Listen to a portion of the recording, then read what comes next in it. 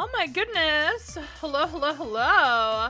Hi, and welcome back to more Apollo Justice Trilogy! Hi Izzy! Hi Pagetown! Hello, hello! How y'all doing? Oh goodness. Oh goodness! We had a follow while we were offline. Thank you so much to Gavin Gamepad 3DS for the follow. Thank you. Mwah. I have some good news about stuff that's happened to me. Ooh, I'd love to hear it. What happened? I'm glad to hear some good news. Hell yeah. Working on your mass attack. Ooh, very exciting. I need to get on the ball on some attacks actually. There's a couple of attacks that I have saved that I need to do. So I need to go start working on those. Maybe I'll start working on those tomorrow. Yeah, that's what I'm gonna try to do. Cut out some time and work on an attack tomorrow. Hopefully the mass attack as well. I can't wait to see what it is. You have a job now? Let's go! Gotta finish filling out stuff. Part-time, but it's above minimum wage. Oh, hell yeah. That's nice. Hey, if you can get any extra money, it's fucking worth it. Congratulations, Pagetown, though. Hell yeah, let's give a congrats to them. Fuck yeah! Employment! Oh my god, I need to start fixing that as well. But cheers to you. I hope your first paycheck goes extremely well. And I hope you have smooth sailing on your job. Sorry, taking a sip of my drink. Oh goodness. You've seen the scene screwed my silly art French shenanigans? I did, yeah. So many rocks! So many! I'm very excited to see it. Oh my god. God. Sorry, I'm listening to this music and I was reminded I heard like a cover of this song by Family Jewels. Not this song, but like a cover of Every Day is Night from Valhalla, and it's so fucking good. I don't think I'm attacking all of them. I think they're pretty and I saved them. Honestly, that's so real though. That's kind of how I discovered one of my attacks. I saw someone's attack on another person and I had to like stop in my tracks because the art was so pretty and the character was amazing.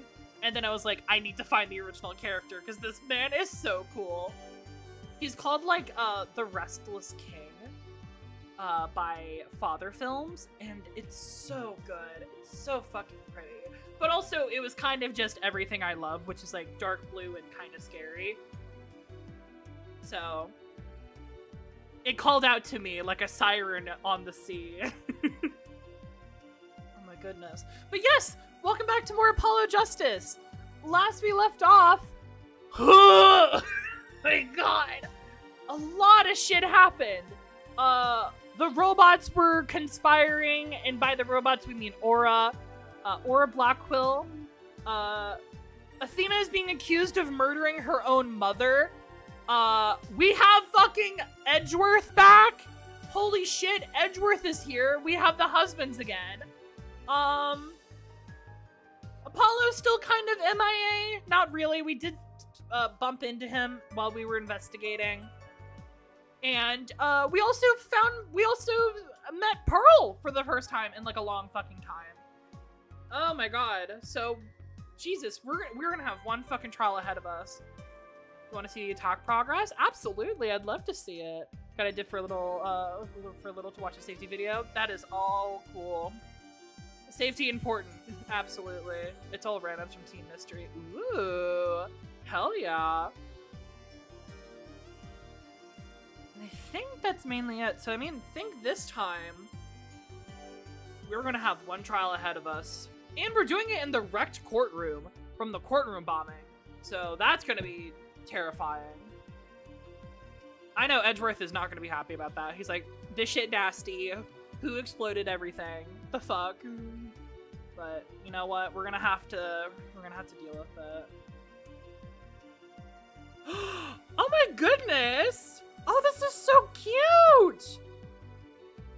Oh my god. I love your sketch work. I love how you do your sketches with this like slightly opaque like non-opaque brush. It's so nice.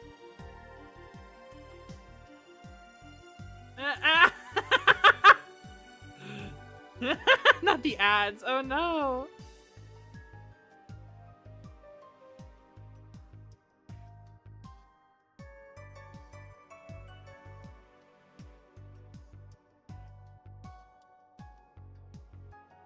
Hi, welcome back. This is gorgeous.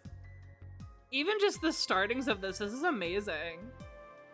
I like how you do your character sketches with this like almost like pasteled brush. It's so nice. They all look so cool. I love this this one in the front with the sword. Their hair, the way you drew the hair is gorgeous. The way they just like flows with this action. Fuck yeah. Also get the general shape down. Honestly, I can see that. Oh, I absolutely had a favorite. Yeah, gee, I wonder who your favorite was. Who's the favorite child in this picture? You'll never guess. I don't know. Maybe it's the one with the giant sword in the front.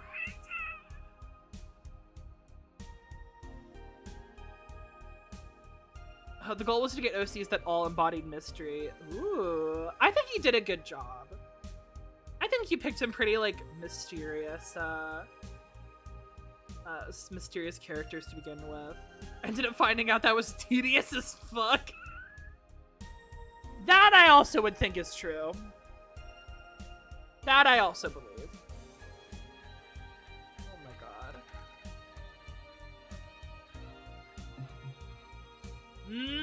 I see. Oh, hell yeah. Honestly, that's so cute. I think it's turning out very nice. I think a second favorite is this like green one in the back. I can't tell if it's a bow in their hair. I think that's a bow in the back of their head. It's a really cute design. Ooh, or this like dark wine purple. Oh, so those are ears. Okay. I wasn't sure. Ah. I also like the like dark wine purple one who's like touching their face and like right in front of them. That one's a good one too. It's a cute VTuber design. I like the little, I can't tell what those are, like little rings on their head. Ooh. Snake. Snicky, snicky, snack. I love snake designs. I love snakes. They're just like little strange noodles of the world. They deserve so much love. Oh my gosh. Okay. Now, before I forget, we can continue on yapping, but let's open up this game. Let's open up a game.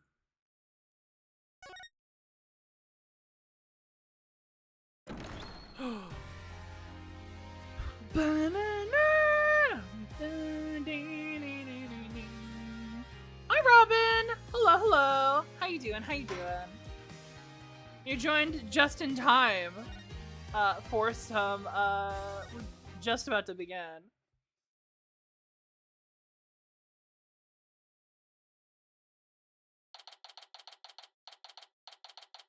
December 20th, 3:11 p.m. District Court Defendant Lobby number 5. Doing good? That's good to hear, darling. Hell yeah. Pearl, hi! I did a little research. Oh? I looked into this special Cyclops you mentioned, Mr. Neck. It was some of my favorites of the first forager, like the clear favorite, Fish Boy, God Man, and a Goat Boy. Whatever the yellow dude is. I know, where did my Discord go?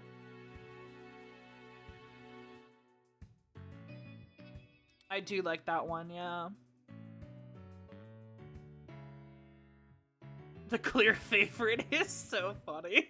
The idea that there's just like one clear favorite and then everyone else is hilarious. One of these things are not like the other. One of these things had special attention. One of these people got the special treatment. God's favorite princess. The artist's favorite muse. You did?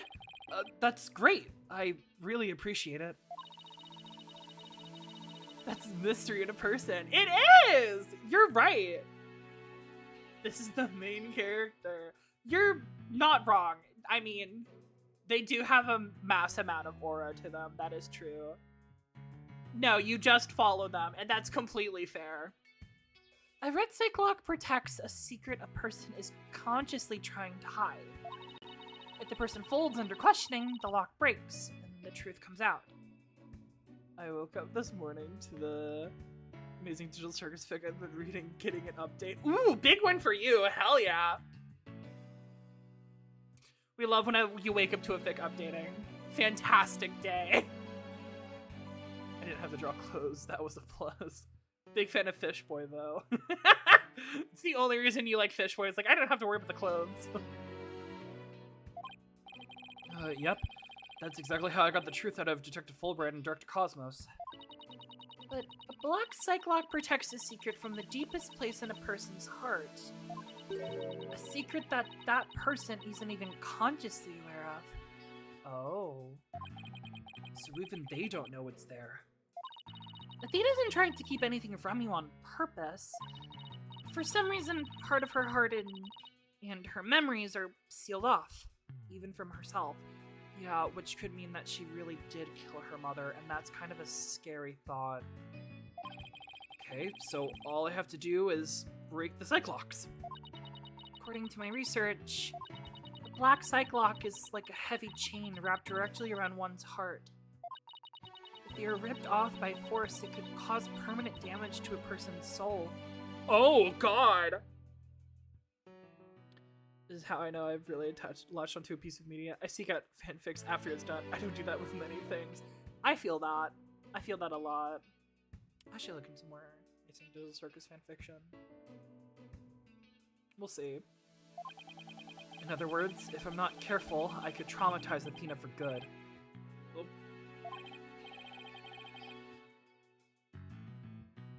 Pearls, could you stay by Athena's side? She must be suffering under the weight of such a heavy burden. Alright, but you be alright by yourself, Mr. Nick? I'm up against Edgeworth. I have to be able to give this trial all my focus and strength. I had my art uncle pirate some brushes for clips video for me, since he figured clips for me. Tell me where there's a brush called, I kid you not, J.K. Rowling. What the fuck? Why is that there? Oh my god, your brush is homophobic and transphobic. Why? Why is it called why is it called J.K. Rowling? I haven't touched that one. Transphobic brush? Maybe it's for the best you haven't touched that brush. Don't look at the brush. You didn't make them, you just downloaded them, I think. Why did someone, okay, better question. Why did someone make a brush called J.K. Rowling? What does it do? Actually, I don't want to answer that. Never mind. Let's go with just transphobic brush. That's awful.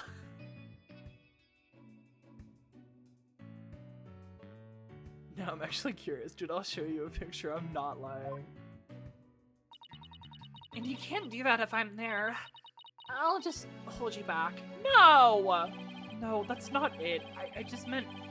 I can relax and concentrate if I knew you were with Athena. You're the only one who can do it, Pearls. Alright. I'll do it then. Good luck, Mr. Nick. Oh. Does it just draw that meme of a kid putting up monsters and crying that they're attacking him?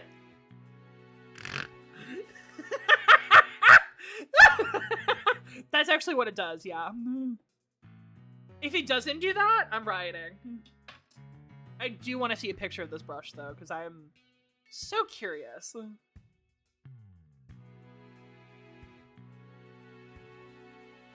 Oh my god, it is called J.K. Rowling. What the fuck?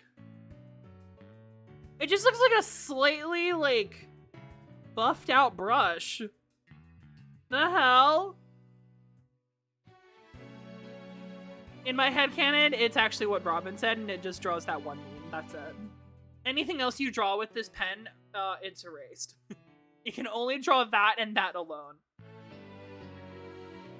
Now that my mind is at ease, I'd better get ready. I'll just tidy up the evidence and take out what I don't need. It's time to end this nightmare that started 7 years ago. Hell yeah, Phoenix! December 20th, District Court, Courtroom number 4. Defense, prosecution, and judge. There are even people in the gallery. The roof has been completely blown off and the walls have collapsed. But today, this ruin is my battleground. Oh my god. Oh, that's so cool. Court, or some facsimile thereof, is now in session for the trial of Athena Sykes. Not facsimile, old man! This is a proper and official trial. Take this more seriously, or you'll start hearing the bones of those hostages snap. Please try not to upset Miss Blackwell. I'm begging you. Court is now in session for the very serious and very proper trial of Athena Sykes.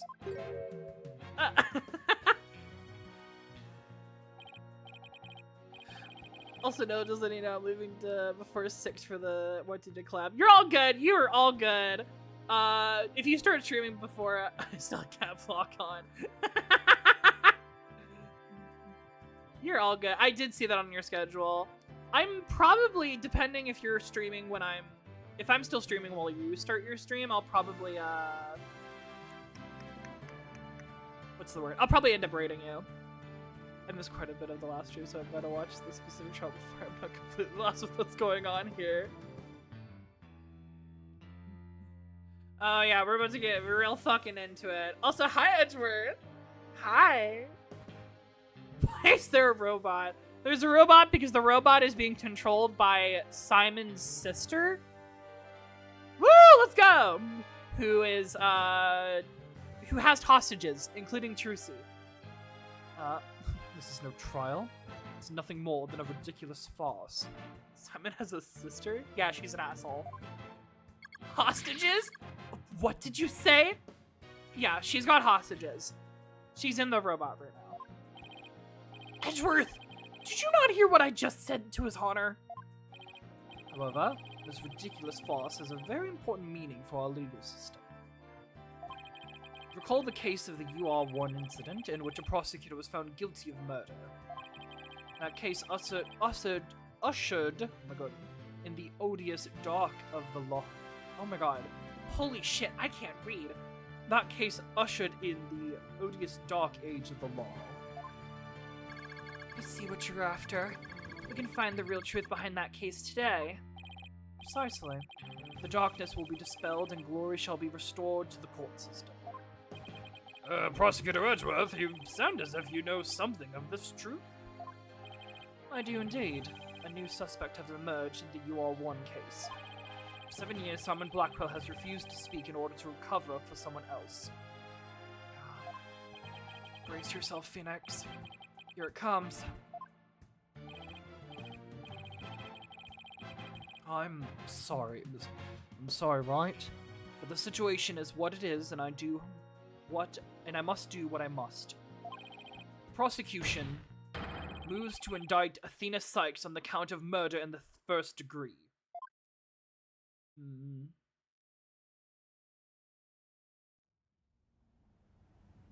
Oh god. Ooh. Regardless the circumstance, I intend to question the defendant with all I have. Ooh, look at this shot! For that is a part of my creed. Our battle legendary! You'd better bring it. If the two of you are ready. And stop flirting. The sun. Court is now in session for the trial of Athena Sykes. Your Honor, the defense was born ready. The prosecution is also ready. Red and blue! Red and blue! Look at them go! Oh! I'll take you down, down, down, down. I want you in the ground. That's all I can think of when they have those like two little sides. That's so. When do they kiss? Right after this.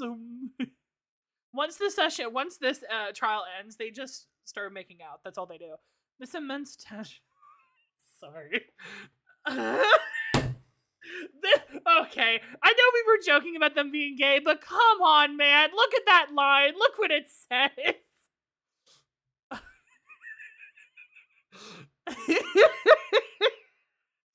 Oh my god. Oh my god. Okay. This immense tension between us. It's like we're picking up right where we left off. What, in the bedroom? Sorry. It's my duty to clear Prosecutor Blackquill of false accusations and end this insanity. Unnecessary feelings core. Absolutely. It's just like the chapter of that fic I mentioned earlier. What? Listen. I'm not wrong, Izzy. I'm not. I'm right. I don't need to be shamed on my own channel for being correct.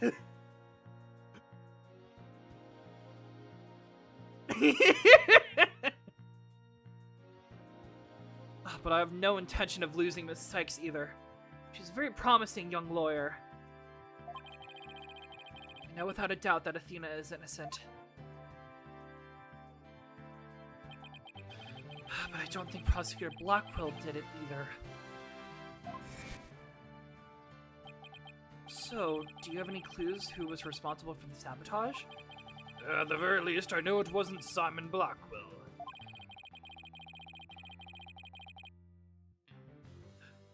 I will say I love your channel because I think I'm more unhinged and horny on me, but sometimes you catch me off guard. I come in like a sleeper agent and I fucking pull out a sniper rifle and catch everyone dead. No one ever expects me to make some comment.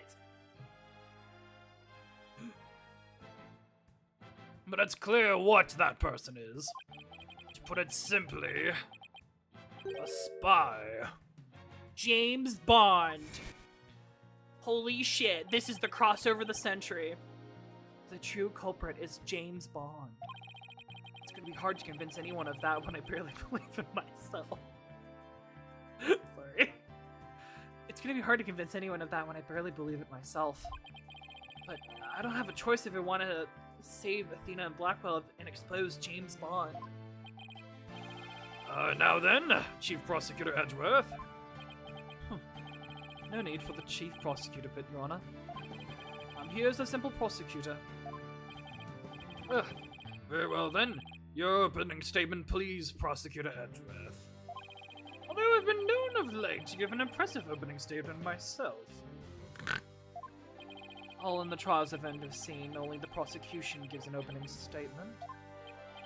Of course! You're right, I was joking, just having a little fun. So he wasn't doing them out of just fear. Interesting. Let's start with a brief overview of the UR1 incident.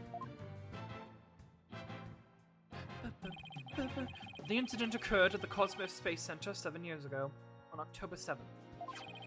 The victim, psychologist Meta Sykes, was killed in the robotics lab on the 4th floor. Athena's mother, Simon Blackwell, a young prosecutor at the time, was found guilty of the crime. There were two deciding factors that led to his guilty verdict. 1. Blackwell was the only person in the corridor to the lab at the time of the murder. I need to see this. I need to see this photo. And 2. This photo, which captures the moment of the crime. Very incriminating evidence indeed. It would appear that the only conclusion is that Prosecutor Blackwell did indeed Are you kidding me? I'm not accepting any conclusion of that kind. This opening statement is over. Now hurry up and call the witness. Excuse me, Miss Blackwell, but we must follow proper procedure for these things, you know? But perhaps we should hear to her wishes, Your Honor. She is the trial's sponsor, after all. Besides, the courtroom is chilly, and sitting for too long can't be good for your back. Oh, you're very kind, Associate. Sounds, very kind to show such concern for the welfare of the elderly. As skilled as ever at playing the court puppeteer, I see. Yeah, I don't know what you expected from your husband. The prosecution calls its first witness. A witness who decided to bring forth new testimony after 7 long years. New testimony? And just who is this witness anyway? That's what I want to know. What? Bobby Fulbright's the main name! In justice we trust! You were there? What are you doing here? Nah, there's no way. I'm just here to speak for the hostage taker, Miss Aurora Blackwell. Oh. Oh. Oh? I need to watch the VODs. That's so fair, though. She says she's too busy with all confining and threatening the hostages and all. That doesn't seem to stop her from constantly chiming in through Klonko. I'm nothing more than observer in this. Do your best. I'm watching you. Believing her brother innocent, Miss Blackwell has been conducting her own investigation. And although her current actions are hardly lawful, I think we can at least hear her theory. Oh? I have here Miss Blackwell's notes on the investigation she conducted. And I'll be giving testimony based on these notes. Here I go! Okay. Or a Blackwell's theory. It's just a theory. A murder theory. Thanks for watching. Simon isn't the murderer. He's trying to cover up for someone. Someone else at the scene at the time when they say Simon committed the murder. I mean, if he really was out to steal that moon rock, then why the rolling case? Because he was using it to hide someone inside. That's why. And the only person small enough to fit inside that case was Athena Sykes. A rolling case? And that's Miss Blackwell's theory. It totally goes in the face of official ruling, huh? But the case she mentions, there were other roller casings like that one in the lab. I only watch old game film theory anymore. That's so fair. But they're not for traveling, they're for apparently moving parts and equipment. New 6 Theory Channel murder theory run by Detective Fulbright. Oh god. It's just like one of those like murder podcasts. That's what that would be. I vaguely remember seeing 3 cases, all different sizes. True crime. Yeah, it's true crime. It's a true crime podcast. Fucking Fulbright? Oh my god, could you imagine? Like, okay, hold on. Could you imagine, like, Fulbright, Emma Sky, and Gumshoe, like, having a true crime podcast together?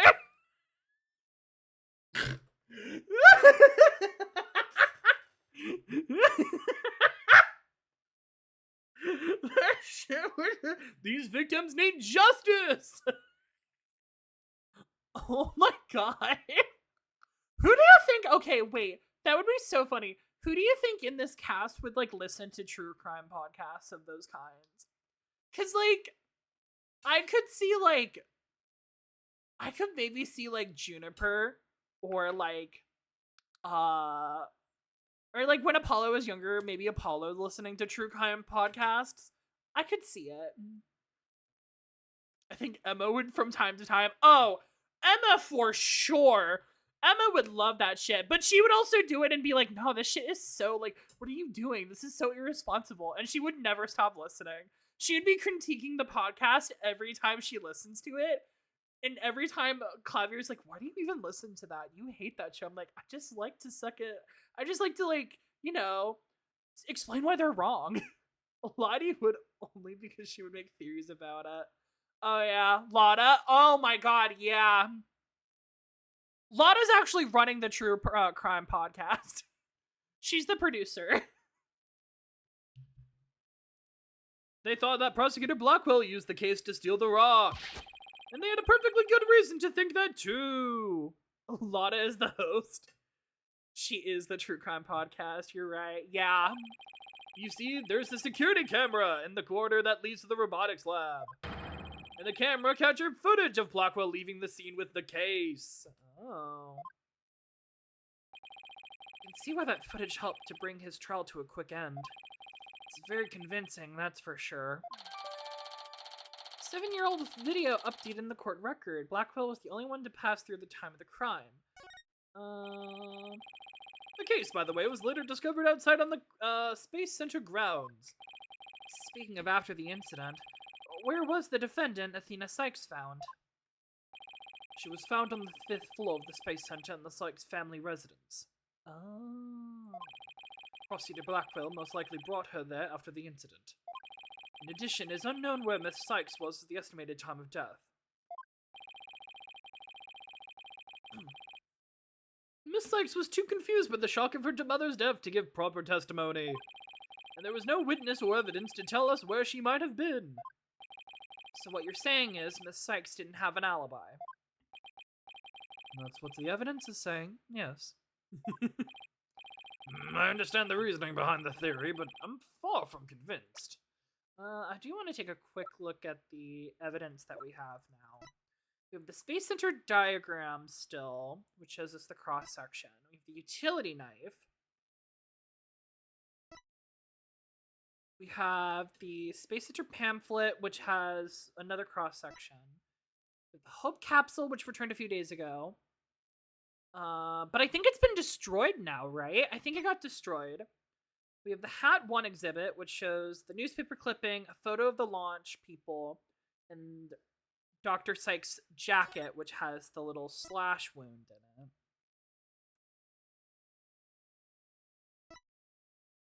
We can also see the moon rock in this image right next to the sword underneath the scroll, which we also found a part of that rock in the bomb explosion. Hold on. Well, let's look at the video first. So just get this. This is all we get? Oh my god, his hair is so different. It's so short. We get the bloody katana. The victim's blood was found only on the blade. We have the photo of the crime taken inadvertently with what looks to be like Ponko's arm. Although there's like a bit of blood on it. Look at that. I didn't notice that before. 7-year-old photo of the crime scene. There's the sword. There's a napkin. There's her jacket. Robotics lab website. The victim's body was found on the operating table. A katana, the victim's staff jacket, and a cart were found nearby. And then on the right side, we see the moon rock is missing. The katana is missing. The Hope capsule's there. And what is that? Okay, the case is missing, which we know that was the one that that Blackwell took. Because there used to be 3. Is that supposed to be the utility case where the knife came from? Moonrock was stolen. Hope capsule can be seen on the workbench. The rolling cases for moving equipment, a robot charging station, and a toolkit on the floor. There's a hanging scroll and a Japanese theater mask on the wall. Okay, that's going to be important. We have Metz's autopsy report. Weapon pierced the heart and was so death was instantaneous. We have the Ponko series of robots, which could be determining how they worked. They could detect heartbeats. They recognize people by scanning the spacesuit or uniform jacket ID. They also had facial recognition once they had been registered. And then they can infer people's emotions by analyzing their tone and voice and communicate with them. And then we have the moon rock earring. Where was the bomb? Do we not have the bomb photo anymore?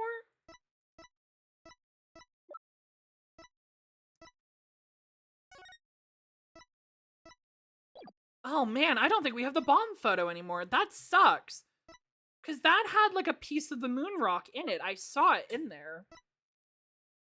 Oh no. That's not good. That's, well, damn. Okay. The victim is the accused mother. Are you actually claiming an 11-year-old girl? Of course, the girl had a very strong motive. Dr. Sykes was a psychologist who wrote many papers about speech and emotions. You're aware of Athena Sykes' special ability, aren't you, Your Honor? Are you referring to that therapy thing? Yes, she's done it quite a few times in court. The ability to read emotions from speech and the subject of her mother's research. Well, as long as it benefits society, I don't see any particular problem researching it.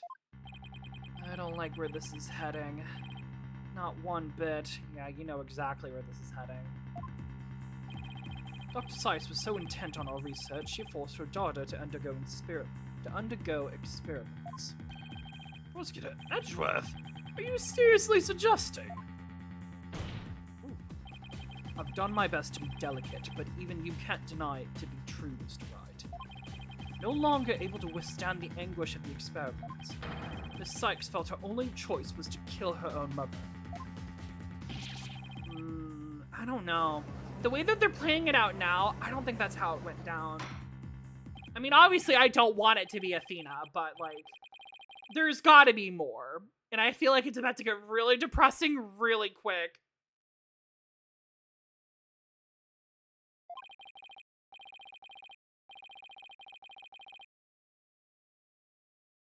But we must proceed. Mr. Wright, if you could, Detective Fulbright, please refer to the notes. Cross-examination. I don't think there was anything I noticed, so let's just start pressing everything.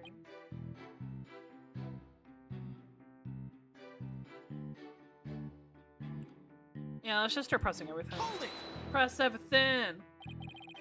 So Prosecutor Blackwell willingly accepted a death sentence to protect someone else? Yes, that is precisely what Miss Blackwell appears to believe. And that is why I believe as well. Prosecutor Blackwell is no murderer, Mr. Wright. But Athena Sykes certainly didn't kill anyone either, Mr. Edgeworth. So it appears neither of us can afford to go easy on the other. Fine. I expected no less. The judge in the middle of this is like, can you guys please stop flirting for one fucking day? I can't have you two in the same courtroom anymore! Oh, I remember this tense atmosphere. It's so invigorating. Now, come on, game! That's basically what I said the judge would say, so I'm right. I'm only reading notes here, but yeah. Feels invigorated. I feel extra invigorated too. So let's keep going. Someone else was at the scene at the time they said Simon committed the murder. Hold it! Press, press, press, press until you dead drop. That's just speculation. Objection! Oh god. No, Miss Blackwell has proper grounds for her claims. Objection! Then why didn't you say so in the first place? Because it's your husband! What did you mean? This is the man who updates autopsy reports. Bro's watching the Yowie play out in real time and he's intrigued. Fulbright's like, I've never experienced this before. What is this? Objection! You're the one who screamed, "Hold it," and cut me off. Oh my god, the girls are fighting. Fine, so maybe I jumped the gun by a tiny, teeny weeny bit. So funny.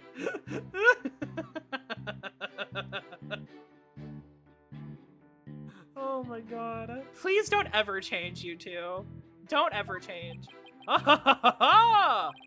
Now I know what they mean when they say close enough to argue. Moving on. I mean, if he really was out to steal that moon rock, then why the rolling case? Hold it! Press. This rolling case, I suppose you mean the one that existed in the photo with Prosecutor Blackwell in it, but was absent when the crime scene photos were taken? Objection. Oh god.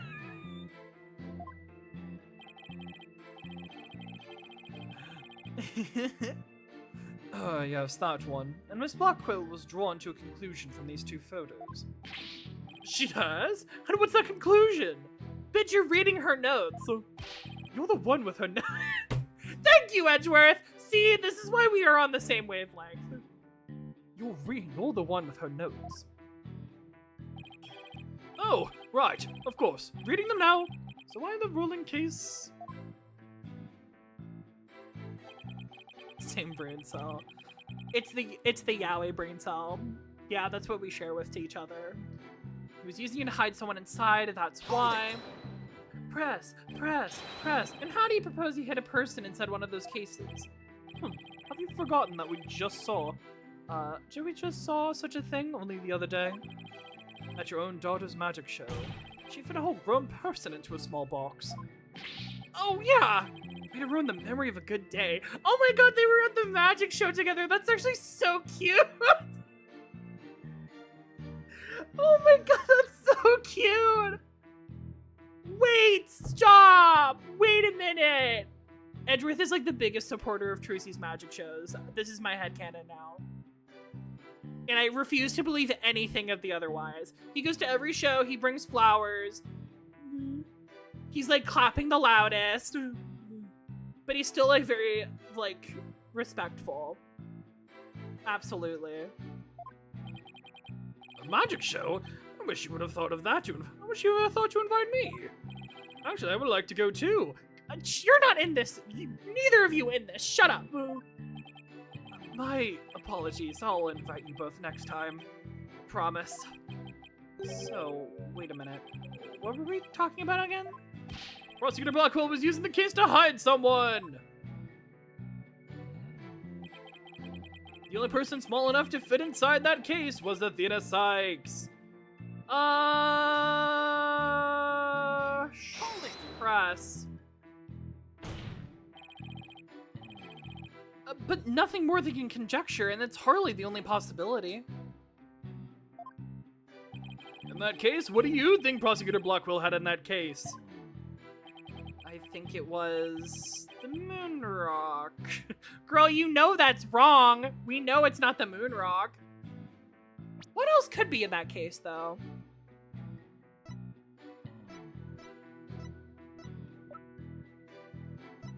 What do you have? Oh, actually. Oh, hold on.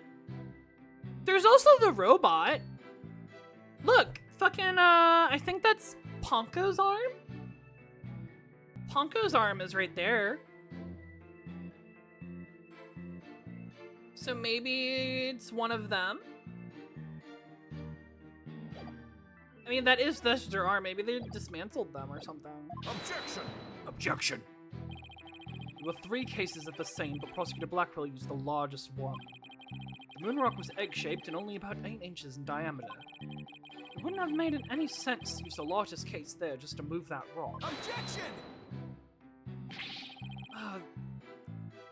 Be that it may, but it doesn't prove Miss Sykes was inside. Oh god. Now let me ask you this. Can you come up with a better theory of what's in that case? Ooh, the finger point! We're so back. Well, Mr. Wright, can you? Yikes. Give a guy some time to think. Let's see. Should I try to bluff my way through what could have been in that case? Oh.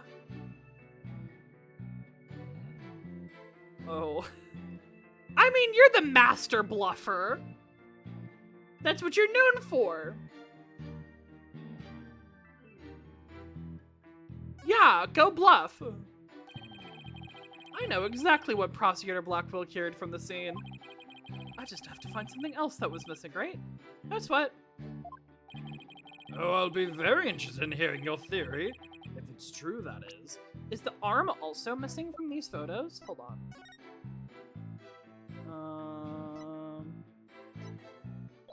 I actually think it is. Yeah, it is. That whole arm is missing from this little cart onto the left side. This crime scene photo taken after Prosecutor Black. This is the crime scene photo taken after Prosecutor Blackwell left, correct? All we have to do is compare this with this photo of Prosecutor Blackwell to see what's missing. If he took something with him, then it should be in one of these photos. Lady Luck, don't fail me now. Alright then, Mr. Wright, let us hear your theory. What did Prosecutor Blackwell take from the scene of the murder? I'm gonna go with the arm, because it's the only thing that's not there. Take that! Please notice that there is a robot part on top of the cart in this photo. However, in this photo taken after the crime, the robot part is gone. In other words, this part is something that was taken from the scene of the crime. Why, though? You do appear to be right. I don't see it in the second picture. But it's just a piece of junk. How important could it be? Is it really just an insignificant robot part? Speaking of which... What are you looking at? What are you looking at? I'm gonna start charging for each glance per eyeball. Stingy, stingy. What happened to the age of free previews?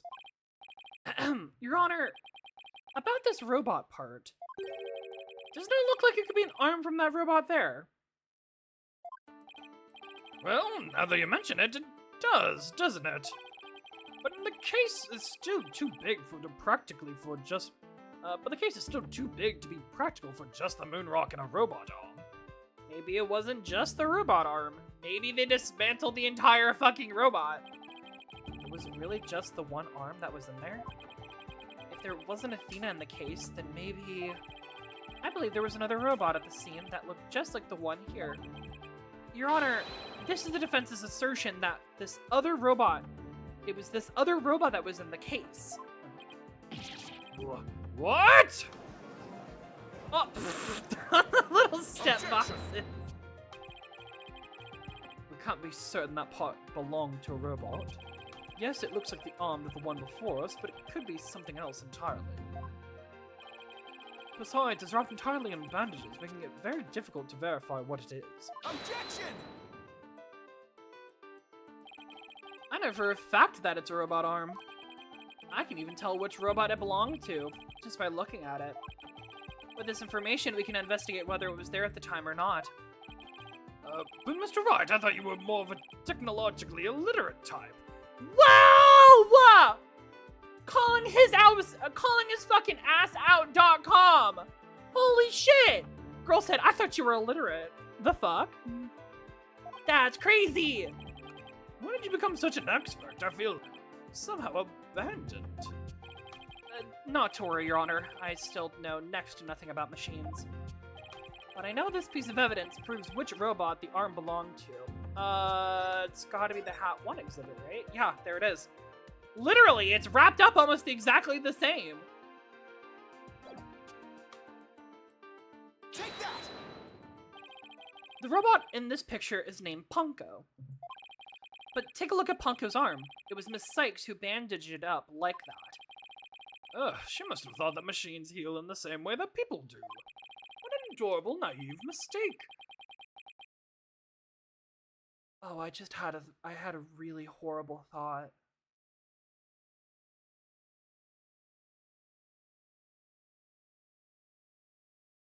Oh.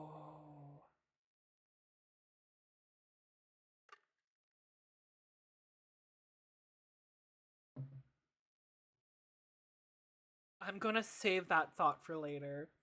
And I'm gonna hope it's not true. Reminds me of my own grandchild. The robot arm at the crime scene had the same bandage wrapped around it. In other words, this robot arm could could belong to none other than Ponko. Escandalo! Oh my god, his desk is all fucked up. Alright, out. Bye, Izzy! Have fun! Have a good stream. Hope everything goes well. Mwah. Order on the court! Order, I say! Prosecutor Edgeworth, what do you have to say to this? We'll probably end up rating you later, so we'll see you later. Mwah. I can see that the robot is about the same size as a child, but it cannot grab its knees and curl itself up into a ball. Even if it was the largest of the cases, the robot couldn't possibly fit in there. The case does come about mid-thigh on Prosecutor Blackquill. I see your point. The robot is much taller than that. They've got me there. So then, did Prosecutor Blackquill make Ponko fit in the case by compacting her? Dismantling her. That's what the dismantler is right there in that room. I'm gonna go with dismantling. Of course Ponko would fit. All Prosecutor Blackwell had to do was dismantle her. Once taken apart, the robot could have easily fit inside the rolling case. It appears to be a robot assembly device. Disassemble anything in a flash. Push the dismantle button. That sounds pretty neat. Can I push it, Mr. Neck? It sounds rather violent, but Mr. Wright does have a point there. Objection! Except that there was a body on the table where the robots are dismantled and assembled. There would have been no room to take the robot apart. Objection! But what if it wasn't done on the table? What if the katana was used instead? you mean the sword? Yes, Your Honor. Miss Blackwell, I'd like your opinion of a woman of science. Or as a woman of science. Isn't it true that the katana could have been used to take the robot apart? I suppose so. Their joints aren't made of a very tough material. A blade could slice through them. Thank you for your expert opinion, Miss Blackwell. Thanks to you, we now know that the existence of the severed arm in this photo proves that Ponko was taken apart. In addition, since the rest of Ponko is not found at the scene, we can conclude that the true meaning of this photo is very different from the original interpretation. You can't mean... That's exactly what I mean. This photo does not capture the moment of the murder. It captures him dismantling her. Dismantling Ponko. It's instead a picture of the moment after the robot was sliced apart. The blood you see in the arm was cut off was transferred there by the bloody katana. Oh. Most likely the rest of Ponko is scattered around Prosecutor Blackwell's feet. Not hearing this. Therefore, what transported inside the case was not the defendant, but a robot. Miss Sykes never was at the scene of the time of the murder. Oh god! My head! My head! My body! Where am I? Good! Oh god.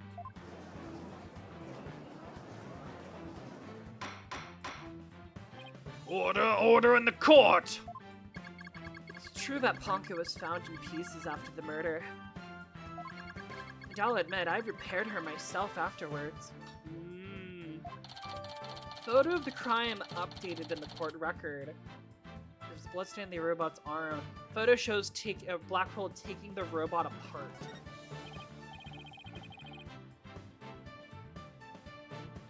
Yes! I'm finally making some progress! Hopefully I've gotten at least one step closer. I have to prove both Athena and Prosecutor Blackwell innocent. Objection! Uh-oh. Well played, Mr. Wright. You've made your point abundantly clear. I concede that it wasn't the defendant inside the rolling case, but the robot. Alright. What's going on here? It's never good when he plays things this straight. Does the prosecution withdraw its claim that the defendant was carried from the scene? No, Your Honor. My claim hasn't changed. Objection! Oh? But Ponko and Miss Sykes couldn't have possibly been both in the case. Objection! The notion that the case was used to carry Miss Sykes was Miss Blackwell's theory. I've been of a different opinion from the outset. Yeah, of course it's no good when you street, you little homo. Damn. You right, though. Now I finally have the opportunity to voice my theory. Oh? Thanks to the defense. Edgeworth. He's been one step ahead of me this whole time. Usually is, yeah. In that case, how do you propose the defendant left the crime scene? Simple. The footage shows Prosecutor Blackwell from behind. Once more, he's holding his arm in front of his body. If he were holding something, or someone. Oh, shit. That's hardly evidence. I have proof. The surcoat Prosecutor Blackwell was wearing. It's covered in blood? The victim's blood was found in the front, and it's stained in a highly distinctive shape. A blood stain with a distinctive shape. Please continue, Prosecutor Edgeworth. 7 years ago, the defendant was known to constantly wear certain items, of which there were only one in the world. A special pair of headphones made just for her. She always wore these big, heavy-looking headphones. She said her mother made them for her as a part of her research.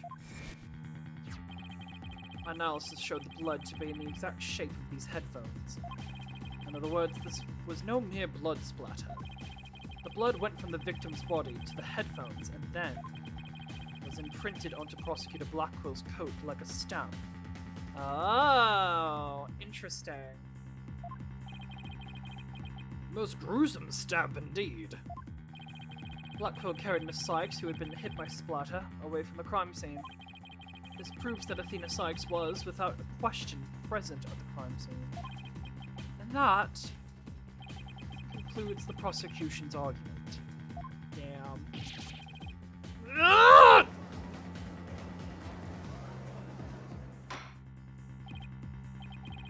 Order. If the defendant was indeed at the scene, it deepens the suspicion against her. Objection! But we've also shown that the robot was there at the scene as well. Objection! I hope you're not making the ridiculous claim that a simple robot was the real murderer. No, but maybe they saw something. I don't really think that, no, but you can't say the possibility isn't there.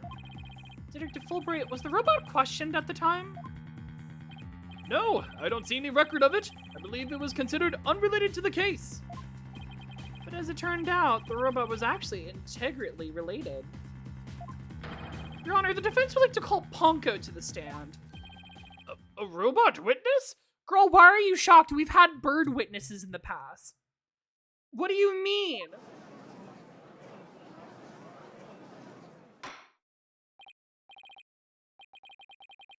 Order in court! Prosecutor Edgeworth, what do you think about this? Mr. Wright has called all manners of witnesses to the stand over the years. So why not a robot? Nothing surprises me anymore with him. Yeah, this is the man you married, so... Very well, I will allow the witness. Bailiff, please summon the robot named Ponko. Hi! Witness, please state your name and occupation. My name is not Witness! My name is Ponko! Yes, I realize that, but when you are the witness stand, you are the witness. No, I'm not! I am Ponko! Say it with me. Ponko! What an utterly inflexible little robot. You're the last person who should be calling anybody inflexible. You remind me of my grandchild who learned there is no his own name. Oh, how precious. Alright, Ponko. I'm going to ask you some questions. Questions. You have questions. Hooray! What are your questions? I want to know if you were there at the scene of the murder of Metis Sykes. It was 7 years ago on the 7th of October, around 7 p.m. in the robotics lab. Certainly. Just one moment. Searching data. Search complete. Yes! I was there in the robotics lab. I love how she's spitting on the boxes. Spin! It would seem this robot's testimony is necessary to this case after all. This is great. I just knew Ponko must have seen something important. Here's the thing. We have to keep in mind with Ponko. The robots with a heart. Here's what we have to keep in mind. We have to keep in mind the heartbeat detection, that they recognize people by scanning IDs on their uniforms, or by facial recognition once they've been registered. We don't know which one comes first, though. And then they can infer the emotions as well. I love Ponko. Ponko's great. I love Ponko so much. A murder committed right before this poor little girl's eyes. It's inexcusable. The judge seems ready to adopt Ponko as another grandchild. I don't blame him. So, little Ponko, do you think you can give us your testimony today? Let's go! Ponko! Witness testimony. What I saw.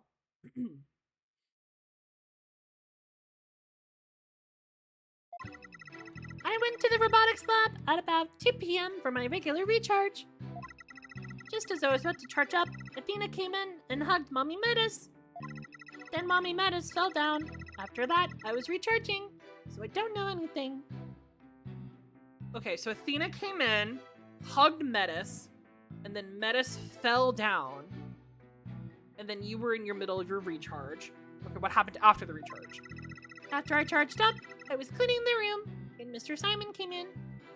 Cleaning the room. Cleaning the room. Cleaning the room to what? And then an error occurred. There is no data after that point. And that's when Simon must have came in, saw something. What do you mean by you cleaned the room? What did you clean it?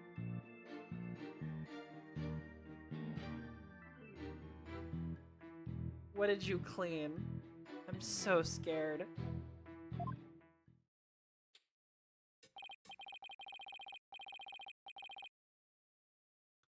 Well, it sounds like the defendant was without question at the scene.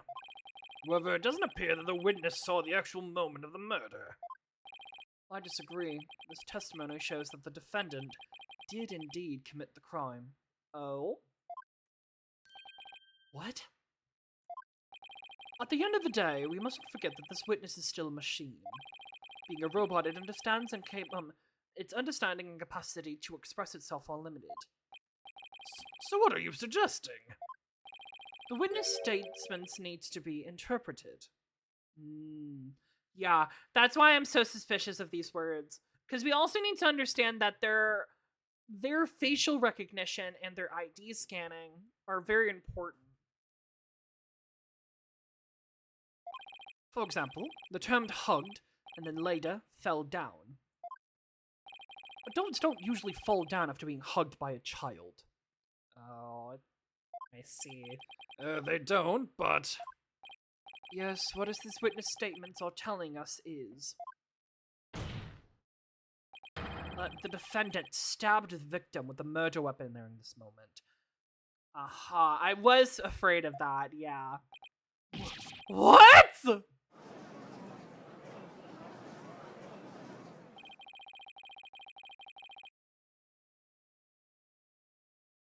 Before Miss Sykes hugged Dr. Sykes, did the two of them converse? Yes, they did. They spoke to each other very loudly, but I don't know what they said. Oh, they were yelling at each other. Athena's usually so quiet, so I was surprised. Spoke very loudly. You can interpret this as the meaning they argued. I see. Murder after a heated argument. And then the victim fell down. I agree that it does sound like a reasonable interpretation. However, Ponko doesn't seem to remember anything after that happened. I'm recharging. I go into sleep mode. But I remember everything before that. I have a very good memory. You may as well admit defeat now, right? Cross-examination would be useless. Don't be ridiculous. A cross-examination is never useless. Until now. Think about it. Robots don't lie. This robot is both an important witness and valuable evidence at the same time. He's got a point. The bitch has a point. Nevertheless, I will have my cross-examination. I will have my cake and eat it too. I see you haven't changed. You never were the one to worry about wasting time. Very well. Even if it may be a waste of time, you may proceed, Mr. Wright. I'll show you both just how fruitful any cross-examination can be.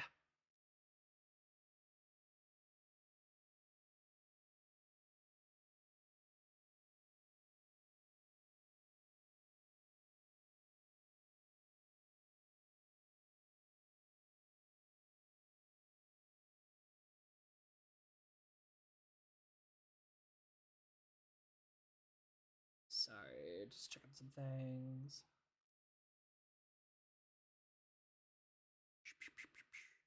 There we go.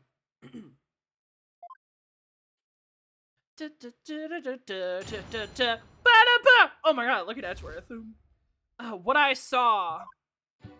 Was there anything weird? I think we just press everything to start with. Your regular recharge? What is that exactly?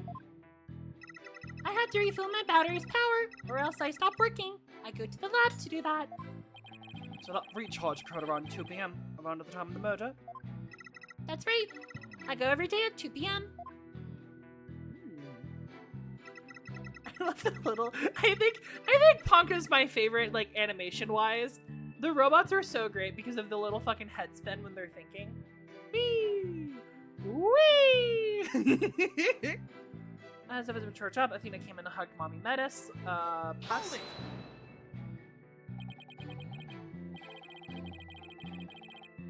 Hugged her, huh? Which Edgeworth took to mean stabbed her with a weapon. You said the two of them were talking before Miss Sykes hugged her mother, is that correct? Yes, they were talking very loudly, but I couldn't tell what they were saying. Why not? Couldn't tell? Even though they were speaking so loudly? That's strange. I'm only allowed to listen to voices that are directed at me. Oh! Interesting. You can't hear conversations, like, around you? Huh! Why? Oh, wait a minute. I know why. Because you have the whole emotional voice construct emotion thing, right? If you listened to every voice, it would be a little better. It would be a little better than a mobile eavesdropper.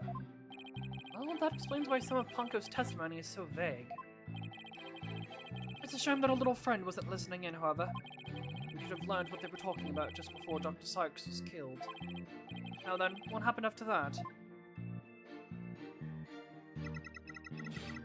Then Mommy Metis fell down. After that, I was recharging, so I don't know anything. Tell us more about her flowing. I don't want to delve too deeply here, but... Could you tell us how the victim appeared and acted in this moment? Mommy Metis was very surprised when she was hugged.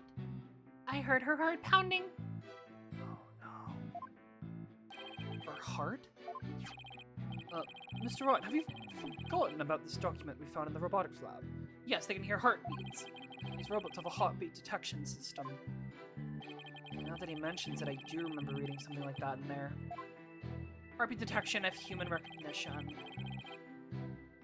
Recognizes people. I feel like the other two are going to become very prevalent. The jacket ID and then facial recognition features. They can detect the presence of people by the sound of their heartbeats. But wait a minute. That means... if Dr. Sykes really did die at this moment... Ponko, How was Dr. Sykes after she fell down? Could you still hear the sound? Could you still hear the sound of her heartbeat? Let's see. The moment she fell, her heart was pounding. After that, I don't know. I started recharging just then.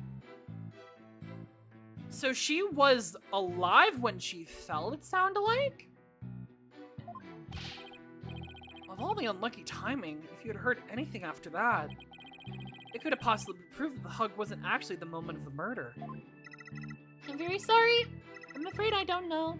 I'm very sorry. The robot is designed to go into sleep mode automatically, so it can't be helped. Unfortunately, no. It sucks for us now, but it's just programming. But it just appeared it detected an increased heart rate at the moment of the stabbing. Ugh. After Mommy Metta's heart started pounding in surprise, she fell by the window. It was the round window on the workbench side of the room. The workbench, huh? Honka must be talking about that table to the right where the giant robot is now.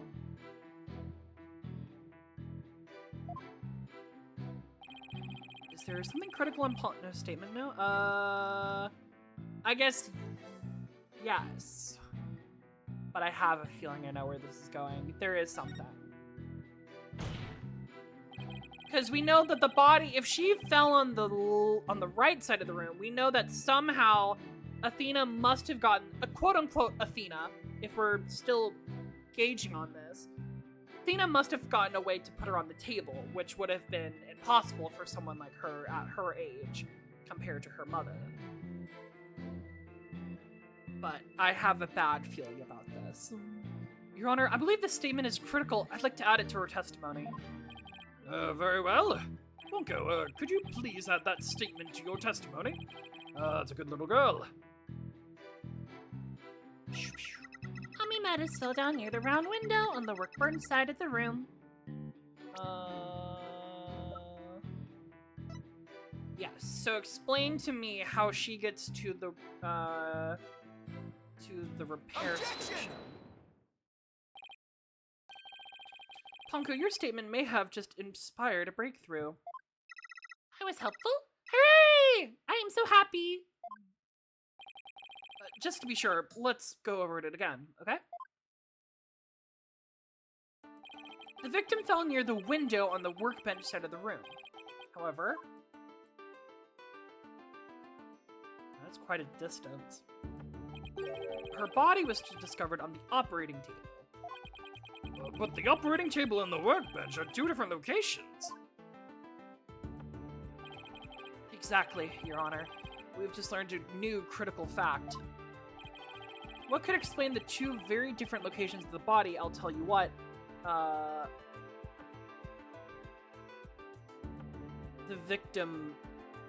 Well, the defendant couldn't have moved the body, because Athena's like fucking 12 or something during all of this. 11? 12, 11? Something around there. And it's hard to pick up a person and try to carry them to a place like that. That's a little difficult. So the victim moved somehow. An 11-year-old girl couldn't have... Okay, so she was 11. An 11-year-old girl couldn't have moved the heavy body of an adult. So the only explanation is that the victim walked to the operating table herself. In other words, what Ponko observed near the workbench couldn't possibly have been the moment of the murder. Oh, I'm relieved to hear that. I have a bad feeling. Glad to know that the murder wasn't committed in front of little Ponko here. Yes, as we just heard in the testimony, Miss Sykes hugged her mother. Nothing more. Objection!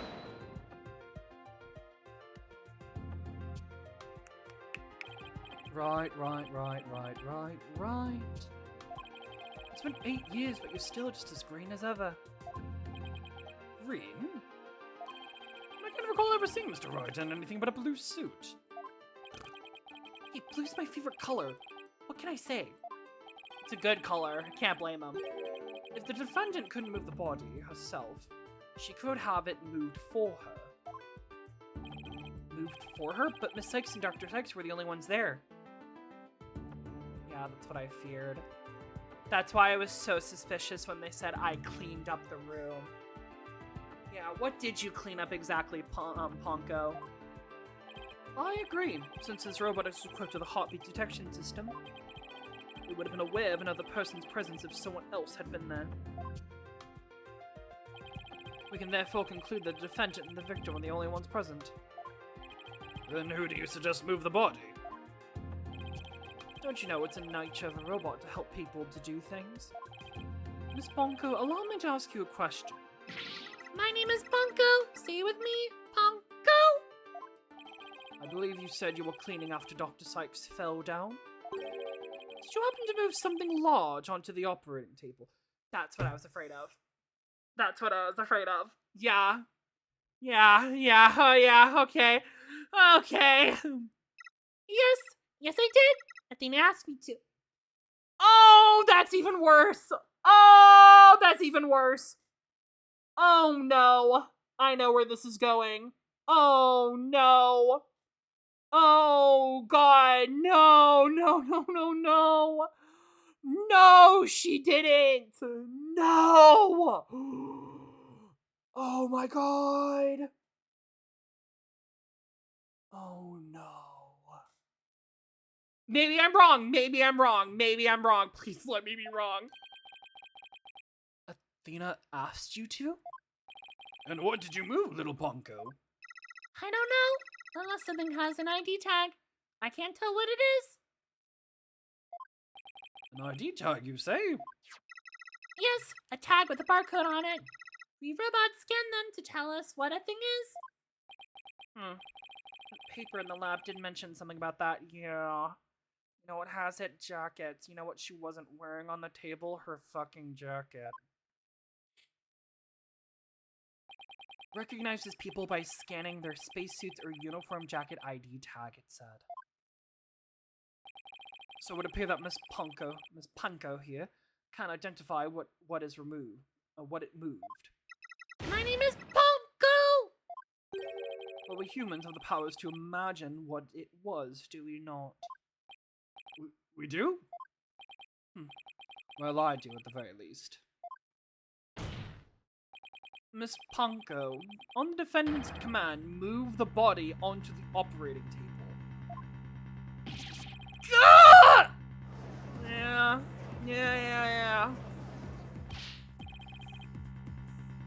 I have a bad feeling about this. I have a bad feeling about it. Punko, did you really move Dr. Sykes' body? This is really important. Isn't there any way you could tell? I don't know. Without an ID tag, I can't tell. Give it up, right? If the victim's heart had stopped, the robot's detection system would be useless. Furthermore, Dr. Sykes usually wore her white coat while she was working. She kept the jacket with her ID tag on it, draped over a chair in the robotics lab. It only wore it for special occasions. In other words, the victim wasn't wearing her ID tag at the time. From the robot's point of view, her body was simply just another object. Objection! But Punko's equipped with a facial recognition system. If she really didn't move the victim, she would have recognized the body as Dr. Sykes. That's true too. That's what's been confusing me. Which comes first, the ID tagging or the facial recognition?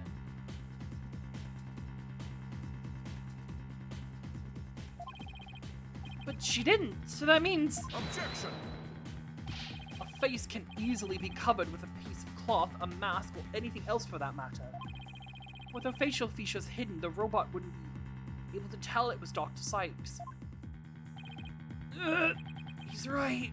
He always is. To summarize, Miss Sykes stabbed her mother near the workbench, then using the robot, she moved the body to the table where she removed the sword. It was stained in blood.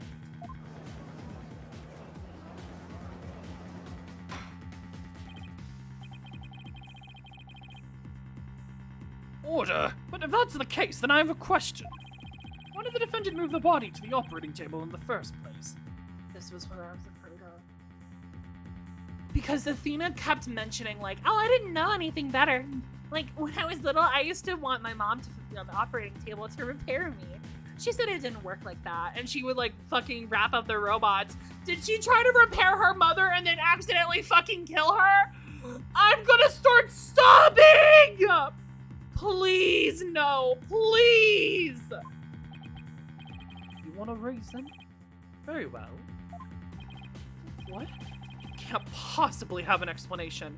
Girl, your emotions blind you to the truth. You can learn a lot from our robot friends.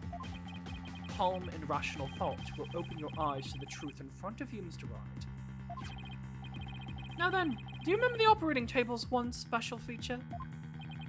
I believe I read the robots can be assembled and disassembled there. Isn't that right? That's right. And to the defendant, who was just a child at the time. The table was like a magic box that can make robots appear or disappear in seconds. Oh no. But in the end, my mom just put her on the operating table and fixed her in a flash. Oh, I was so impressed by what my mom did. I even asked her if she would put me on the table and fix me if I ever got hurt.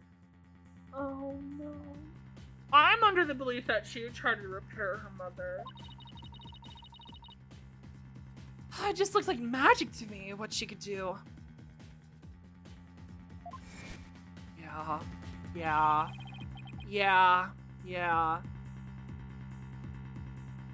You can't possibly be suggesting. Yeah, he's suggesting, alright. This is young, sheltered girl had a difficult time distinguishing robots from people. But take a look at Punko's arm. It was Miss Sykes who bandaged it up like that. She must have thought the machines heal the same way people do. What an adorable, naive mistake. It reminds me of my own grandchild. No way. I refuse to believe it. Miss Sykes made a childish, naive, and cruel mistake. She thought that if a robot could be dismantled and vanished without a trace... Prosecutor Edgeworth! If you're about to claim what I think you are, then I demand that your word and as delicately as you can. Girl, delicacy was thrown out the window. He's claiming she fucking dismantled her mom. With all due respect, Your Honor, all I can do is present the truth as it stands. The reason the defendant moved the victim's body to the operating table... Hold it! No, don't say another word, just stop! ...was to dismantle the evidence so that she could get away with her crime. That can't be true!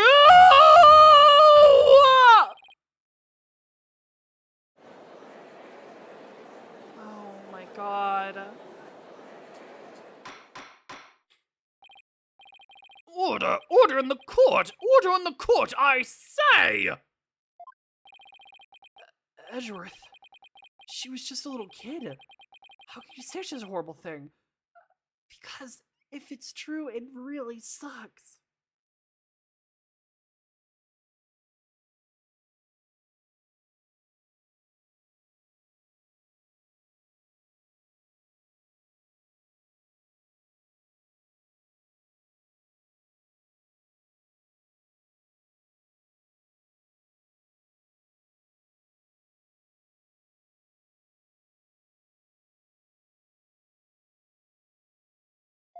Sorry about that. Horrible. Like I said, you're just as green as ever. I came in today as a prosecutor to seek only the truth, no more, no less. My theory is simply the result of a rational consideration of every possibility. Objection! But dismantling isn't the only table's function, it can make repairs as well. It's conceivable that Miss Sykes moved her mother to the table in order to fix her. But it doesn't stop the fact that she fucking died! No. I suppose that could be another way to interpreting it. But dismantle or repair, it doesn't matter either way. What do you mean? After murdering her mother, Miss Sykes may have come to her senses.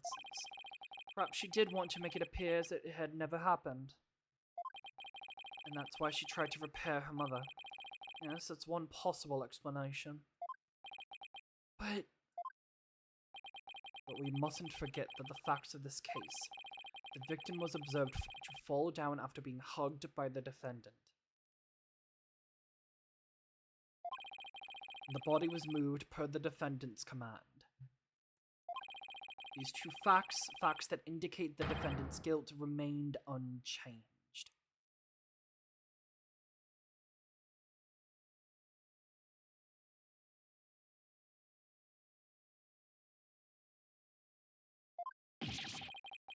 This can't be true.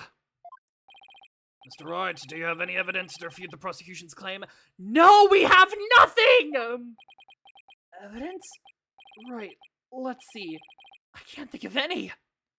Oh, we have nothing! Oh, God. Oh, God. I'm afraid I don't have any evidence. God. Since becoming chief prosecutor, I've learned that the truth isn't always pretty. Now accept the truth, Mr. Wright. Your subordinate murdered her own mother. I still don't believe it. I still don't believe it. Your Honor, the prosecution demands a verdict. The hostages have suffered enough. Oh, what a terrible and tragic conclusion. As the defense has no counter-argument, I see no further to belong in the trial. Oh, God. Edgeworth's argument seems solid enough, but there's no way Athena could have ever done anything like that. Oh, what do I do? There has to be something I can't think of a single thing.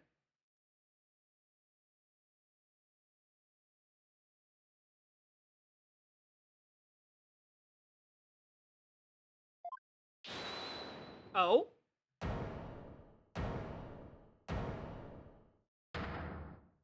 Oh! Prosecutor Blackwell! Hi! It's weird seeing your front view. Oh my god, your hair is so long. This is quite the farce you're conducting here. I could die from laughter. Prosecutor Blackwell, what are you talking about? What I'm talking about is that your argument is based on an entirely false premise. Go on. We're listening. No, Mary, don't say could this be the miracle. We know what he's going to do. He's going to accuse himself again. Like he did last time. But what is Prosecutor Blackwell trying to pull here? He's going to try to pull for covering for her again. I'm going to bet my bottom fucking dollar.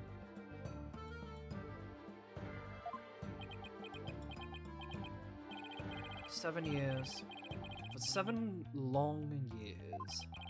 This case has been on my mind. Not for an instant did I not think of it. I'm the one who killed my mentor, and don't think you can alter that fact now. Your baldness, I will take the stand, and I will take no for an answer. And I will not take no for an answer." Of course, Prosecutor Blackwell. Please go ahead. Oh. Oh, witness testimony. 7 years ago.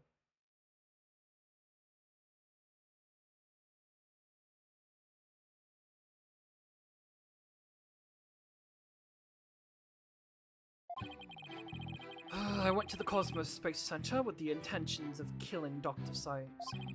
When we got to the robotics lab, I found Athena there instead. I was gonna say, why was he waiting on death row for 7 years, but then I realized how realistic that is. Yeah. I would not be swayed from my purpose, so I waited for Dr. Sykes to return. And then, I committed the act. How cathartic it was. Oh, okay, so he's just accusing himself again. But let Ponko here witness the victim falling. In other words... Objection! Uh-oh. I don't need any of your other words, old man. I can guess what happened.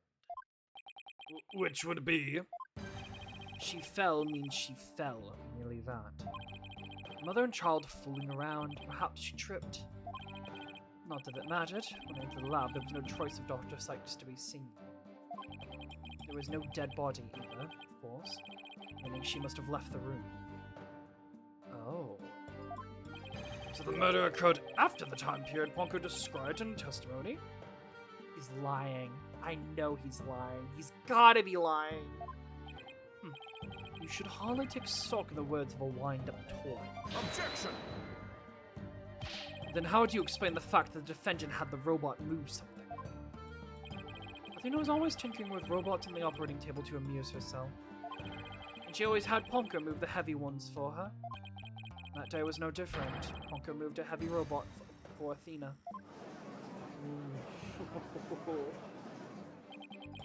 This is awful. What is he saying? What he's saying seems to make sense, and yet... Objection! No one believes it. Prosecutor Blackwell, are you trying, even now, to turn away from the truth? Don't you realize you could bring the dark age of the law to a close today? Objection! You expect too much from me. I'm just a murderer beyond redemption. Why don't you let me go so I can settle down into hell? Prosecutor Blackwell's execution is tomorrow. If the truth doesn't come out now, it's all over. Are you saying that the little girl and the robot had nothing to do with the murder? That's right. So let's hear your verdict. If you don't hurry, I might miss the ferry across the Styx. Uh-oh. Don't you dare, Judge! Don't forget that I have hostages over here! And Simon, how long are you gonna cover for her? Miss Blackwell! Forgive me, Aura. I never wanted you to do anything like this for me. But you agreed to this trial.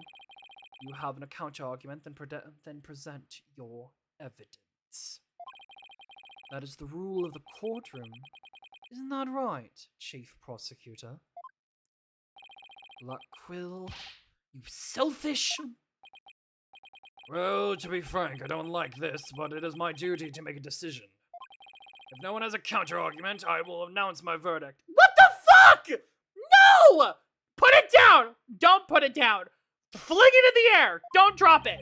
Is this really happening? Is this really going to be ending just like it did 7 years ago? I wanted to do it so bad. Even now, I want to fly out of here and go save him. Where's Athena? Athena, get over here! We need to talk. We need for you to talk some sense into him. No, I can't tell her. But how can I lie to Athena? If I can't prove Prosecutor Blackwell's innocence in this trial, I don't think Athena will ever forgive me. I think Athena knows. I think she's too smart for that. I think she knows.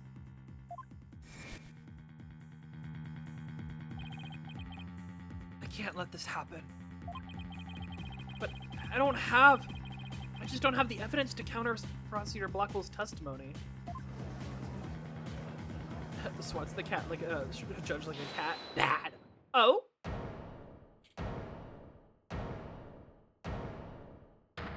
Oh! Athena! What are you? Are you feeling okay? I can hear it. I can hear the voice in his heart. He's hiding something. If he really is, I could sure use Athena's help here. Her power might just be the thing to get us through this. Objection! Sykes, Dono. Sykes, Dono. There's no need for you to chime in here, just accept that you're innocent. Objection!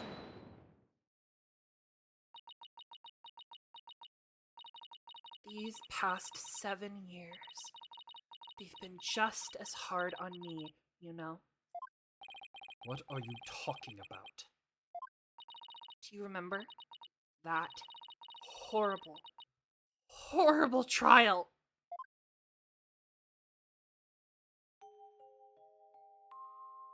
Please, you have to listen to me!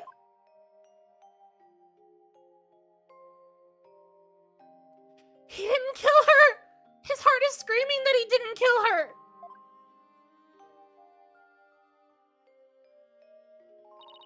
Even now, every time I stand in a courtroom, it comes back to haunt me. Oh God, not pain. Not being heard no matter how hard you try. Feeling so helpless.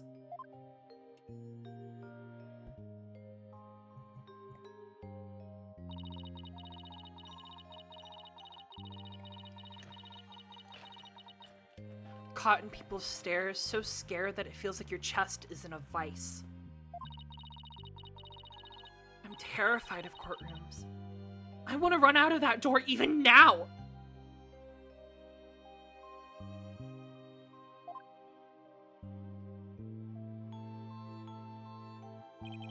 And yet you found a way to keep your fears at bay and become a lawyer.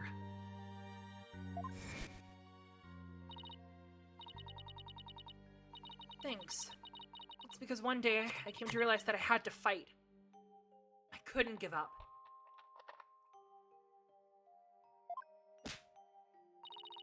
I exercised hard and I studied hard. I wanted to become the strongest lawyer I could be. This day has finally come. The day I've been looking forward to with all of my heart. This is why I became a lawyer. This is why I studied psychology. It was all to save you from this false conviction!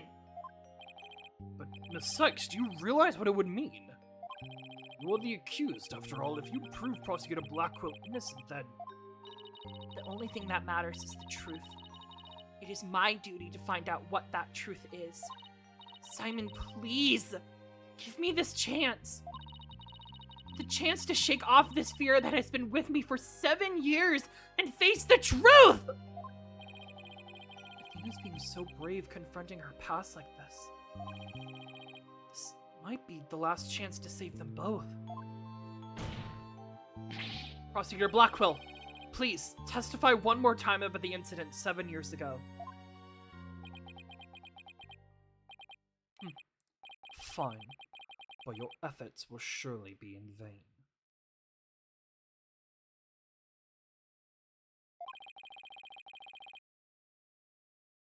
For I am not a man who can be cut down so easily. Here we go, Simon. Let me hear the voice of your heart.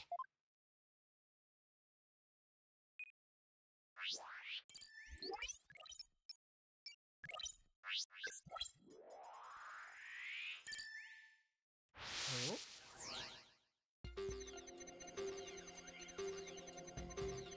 I went to the Cosmos Space Sensor with the intention of killing Dr. Sykes. But when I got to the robotics lab, I found Athena there instead. Okay. I would not be swayed from my purpose, so I waited for Dr. Sykes to return. And then I committed the act. How cathartic it was. His emotions are very guarded, and his defenses are way up. Oh god. He sealed his will, as if he'll never let his secrets be known. Oh, I don't know about that. We've got a couple of strong wills on our side, too. Prosecutor Blackwell isn't the killer, and we're gonna prove it. What was he trying to do that day? If we approach it from that angle, I bet we can find an emotion that just doesn't add up. Okay, what was he trying to do? He found this, okay, he came to the Space Center with the intention of killing Dr. Sykes. But when I got to the robotics lab, I found Athena there instead. Why are you happy to find Athena? I know you were close with Athena, but like, this feeling of happiness, even though the person you were looking for wasn't there, you felt happy. Why is that? Simple. When I was looking for Athena and hadn't found her yet, I grew worried. Wait, you were looking for Athena? I thought you were looking for Dr. Sykes. So when I saw her in the robotics lab, I was happily relieved. Merely that. You were looking for Athena? Why were you looking for Athena? Ooh, 40.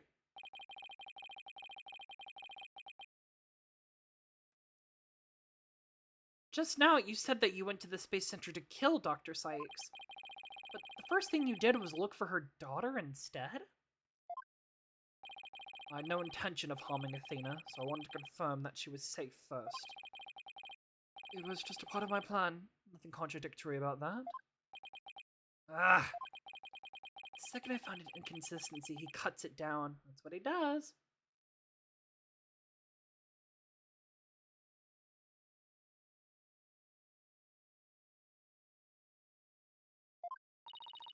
Simon knows the principles of analytical psychology. There's less noise now, but I don't see any instabilities we can latch onto. I was afraid of that. We'll just keep chipping away at him, then, bit by bit. Could you update his testimony, Athena? You got it, boss! Alright, let's see what the updates have. I went to the Cosmos Space Center with the intention of killing Dr. Sykes. Info updated. Oh, look at him! When I found Athena in the robotics lab, I was relieved. But I would not be swayed from my purpose, so I waited for Dr. Sykes to return. Oh, this is sadness now. And when she did, I plunged the katana in. Why is this sad? Got it!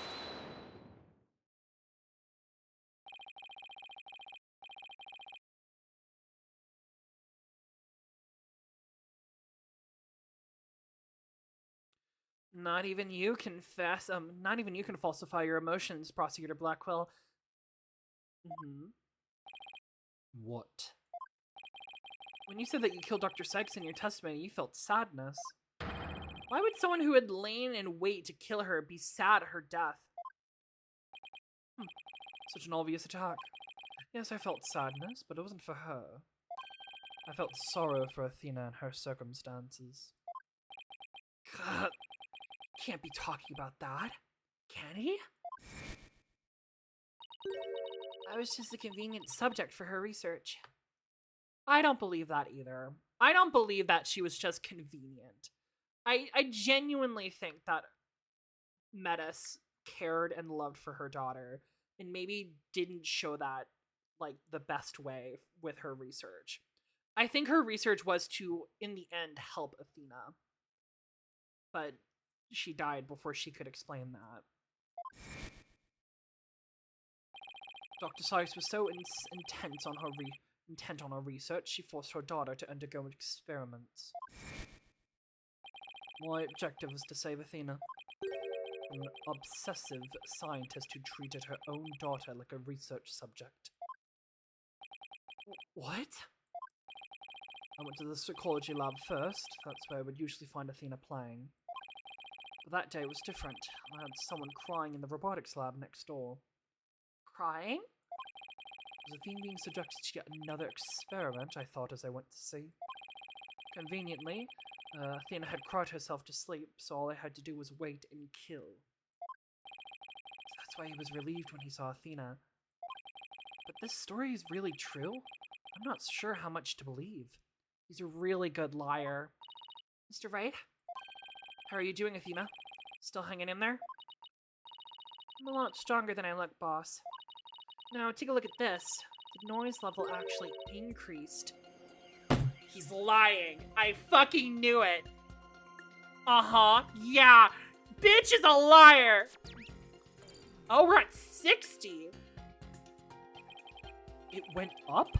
I've never seen it do that before. Prosecutor Blackwell's lying somewhere in his testimony. As a matter of fact, he's piling lie on top of lie in an attempt to make his claim sound more believable. He's trying even harder to suppress his true feelings, and that's what's causing the noise. How in the world should I approach this? An evidence-based approach might work if it can find contradiction. Otherwise, I shall look for an inconsistency in his emotions. There are no flaws in my testimony, and his boldness is prepared to give his verdict. Give up on this lost cause and let the law free me of these chains already. Objection!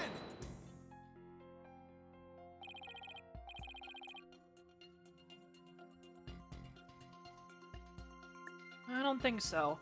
Not while I'm around. Now, contradictory testimony or inconsistent emotions. What should I tackle first? Let's... testimony or emotions? I feel like we could probably do a lot more with his emotions than his testimony. Because his testimony is really guarded, but his emotions are pretty guarded too. Let's do... Oh god. Let's start with the testimony or emotions. His testimony is pretty flat, and I don't think that's going to get us anywhere right now. So let's start with his emotions. Okay, let's look for inconsistent. Let's look for inconsistent emotions. Got it, boss. But if you want to try looking for a contradictory statement instead, just let me know. I can easily switch over. Okay. He heard crying from next door. Of course, I was worried. Okay. Surprised. Surprised at the crying, and then sad because probably Athena.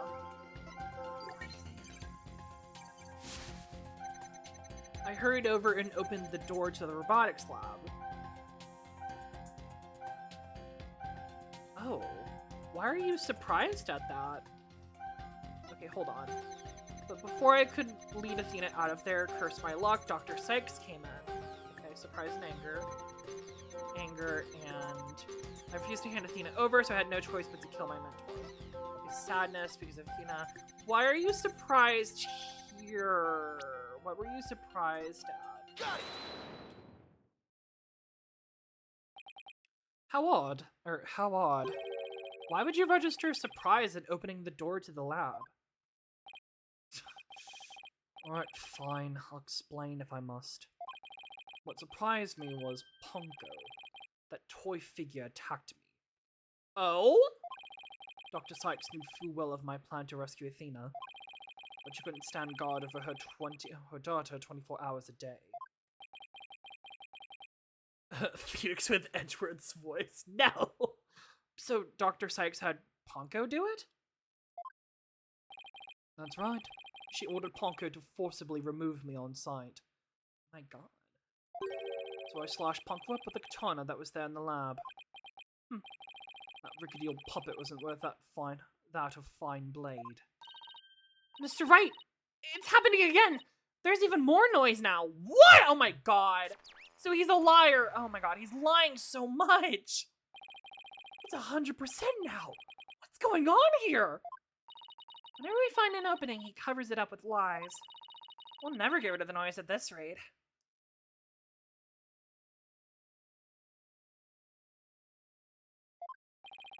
It's pretty hard to keep telling coherent lies like that. His mind and will really are sharp as a katana. Alright, what should I tackle first this time? I guess, since emotions are not helping, maybe we go over to testimony then. Because we're not doing anything good with this. Let's go over to testimony. I think there might be an inconsistency in Prosecutor Blackwell's testimony. Alright, let's give it a thorough check then.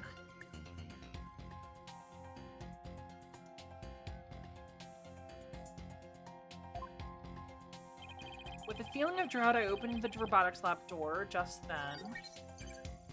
Okay, this is the one that I want to see. Ponko attacked me. I retaliated by cutting it into pieces. This is probably the one where we have to, like, present something for. But what?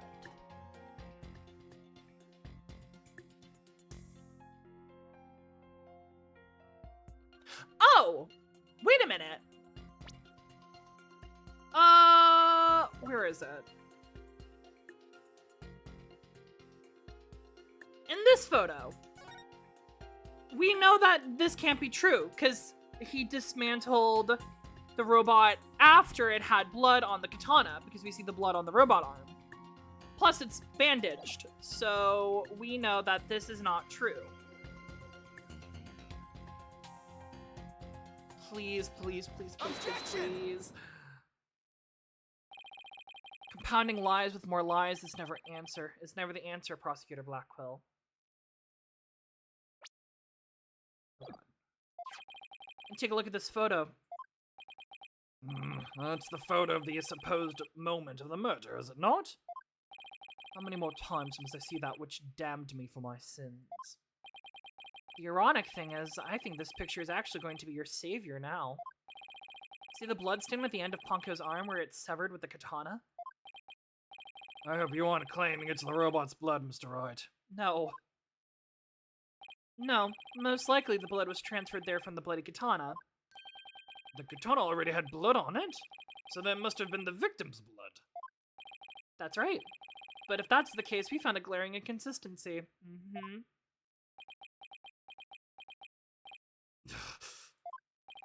You said in your testimony that you cut up Ponko and then you killed Dr. Sykes. But in spite of that, the victim's blood is already on Ponko's arm in this picture. What? But that couldn't be! Exactly. In order for the blood to have transferred from the sword into Ponko's arm, the victim must have been stabbed first before the robot was slashed. In other words, Prosecutor Blackquill, your entire testimony is nothing but one giant ball of lies. Ah! Ooh. Tell the court the truth, Prosecutor Blackquill. Now! You have no idea what you're doing! This is interesting to come back to. Yeah. Welcome back. His voice. There's so much discord. I'm hearing not just one or two, but a bunch of rampaging emotions here. It's hard to describe. It's like a violent whirlpool or something. Oh! Phoenix Wright, you will pay for this! Never have I been forced to reveal so much. The rest I'll take to my grave. Prosecutor Blackquill, you're on the witness stand. You're obligated to tell the truth. The truth, and nothing but the truth. And the entirety of the truth.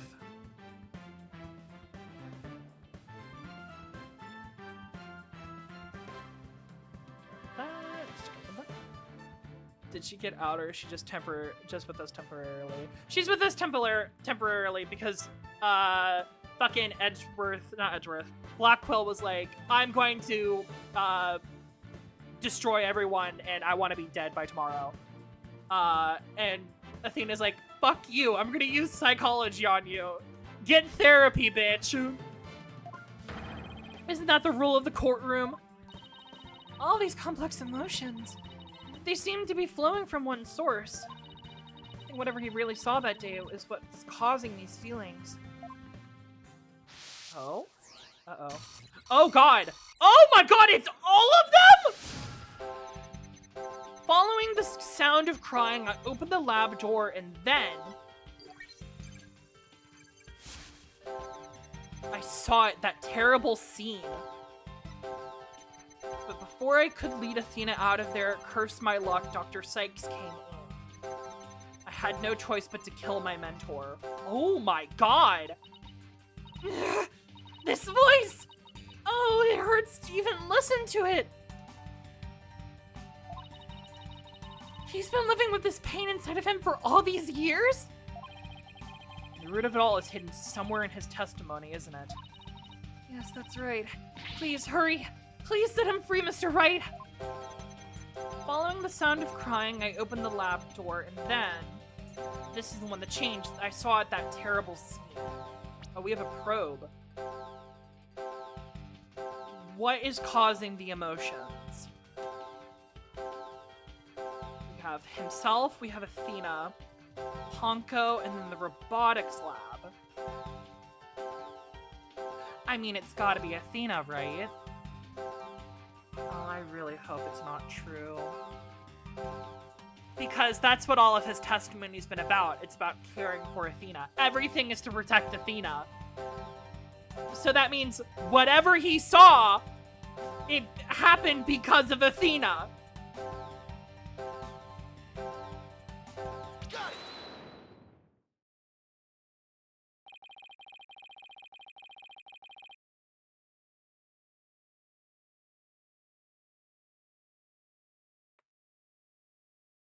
When you opened the door and saw Athena, you became overwhelmed by your emotions. Isn't that right, prosecutor? You should know better. And though it's pathetic, I admit I'm terrified to speak of it. Oh? Prosecutor Blackquill, Ms. Sykes is innocent. I will always believe that with all of... I will always believe that with all of my heart. Now, can't you find it within yourself to believe in me too? Athena is innocent, huh? Can you honestly say you believe that to be true, right, Dono? What did you see? I give you my word. Now tell me what you really saw when you opened that door. Curse you, Phoenix Wright!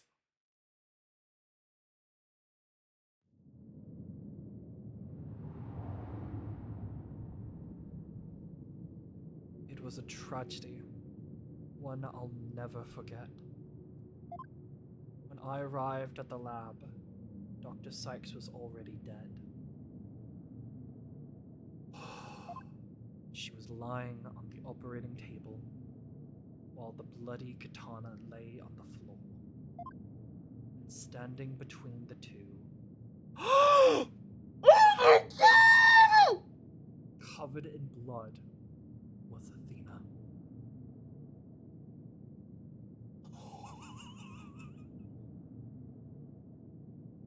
Holy fucking shit! Oh my God, look at Athena! Oh, Metis! Oh. Oh my God. I love when people do that. The grayscale with the red. I agree with you, Robin. It's a really... I love when people do shit like that. Oh my God. She smiled with a far-off look in her eyes as she sweetly said, uh-oh.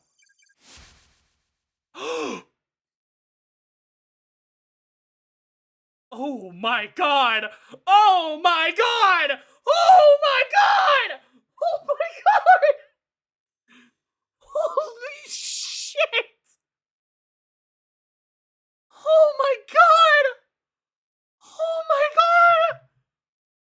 What did she say? Something's wrong with Mom, so I'm taking her apart to fix her.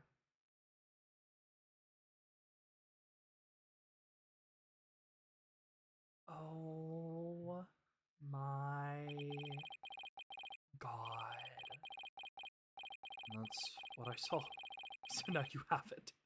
The truth that you so desperately wanted.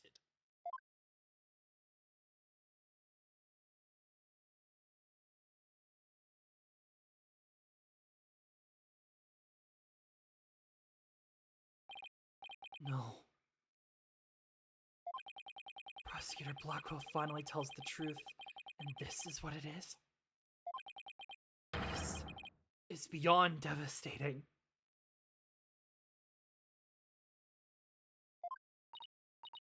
I tried to take my mother apart. Oh God. I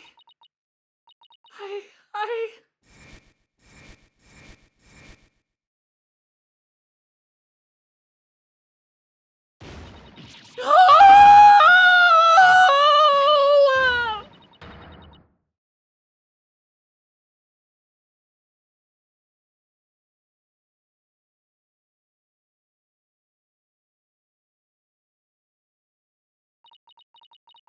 So it was me. I'm the one who killed my mother. Athena! As I said, right, the truth isn't always pretty. Murder, disassembly on an operating table, a scientist using her daughter as a guinea pig. Sadly, it appears that my theory was correct after all. Objection! Oh! It's true that Athena did not like her mother's research, but you dare cast aspersions on my mentor by claiming Athena was used in such a manner? Dr. Sykes could be awkward with people, but she loved her daughter with all of her heart. She loved me. Your mother hated to see you suffer because you could hear the voices of people's hearts. She wanted to set you free of your pain, so she worked tirelessly on her research. Do you remember those headphones you hated so much?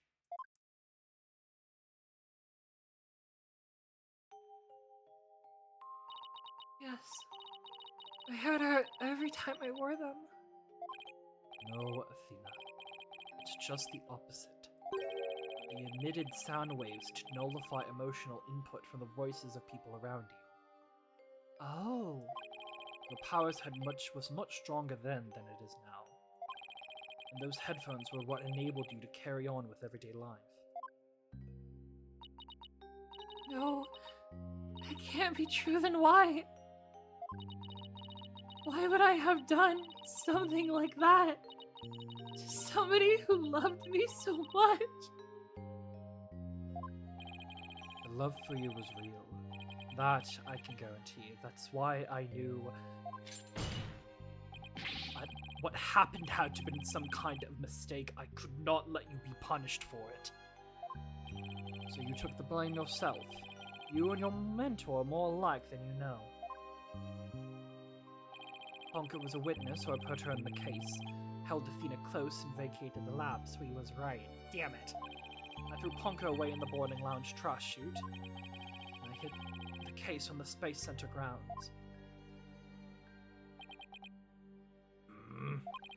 It would seem that we now have all of the facts of this case. Hold it! No, not yet! It can't end like this! Objection! Do not disgrace yourself, Mr. Wright. The truth has been revealed.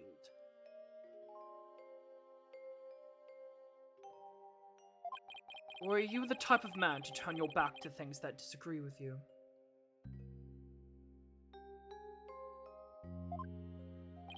I'm not. But this... I can't give up now. I have to say something, anything, even if it's a bluff. I've always managed to pull through that way in the past. I have to make it work. The defense is, prepared to present evidence. Oh god. What evidence do we have?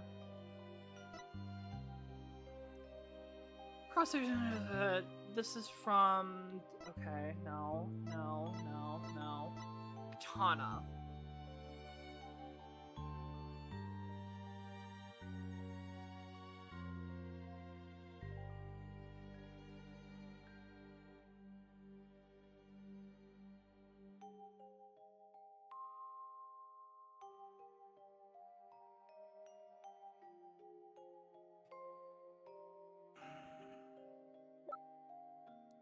Moon earring. Robots of the heart. Metis autopsy report.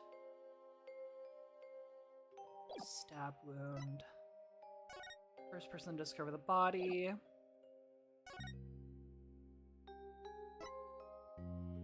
Katana, staff jacket, and cart were found nearby. Victim on their operating table. Toolkit on the floor. The toolkit looks like it's missing a piece. And we know that the knife is a part of the toolkit, right? Yeah, it's part of the utilities kit.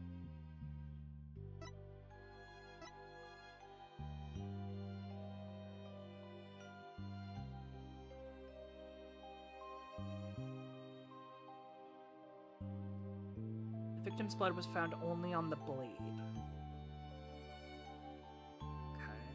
What does it mean, though? What does it mean? Mr. Wright? Yes, Athena? It's okay. You can stop now.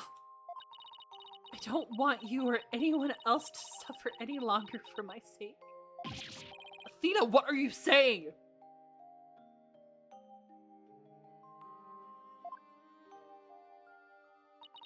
I killed my mother. That's the truth. It's just like Prosecutor Edgeworth said. We have to face it, no matter how much it hurts.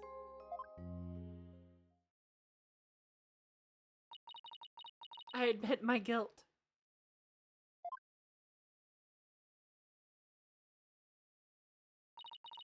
But could I please be granted just one chance to tell everyone what I recall?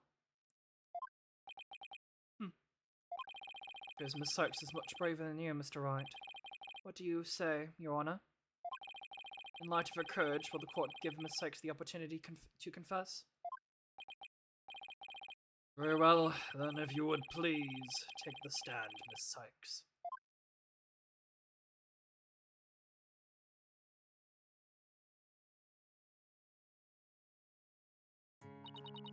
Thank you for letting me do this, Prosecutor Edgeworth.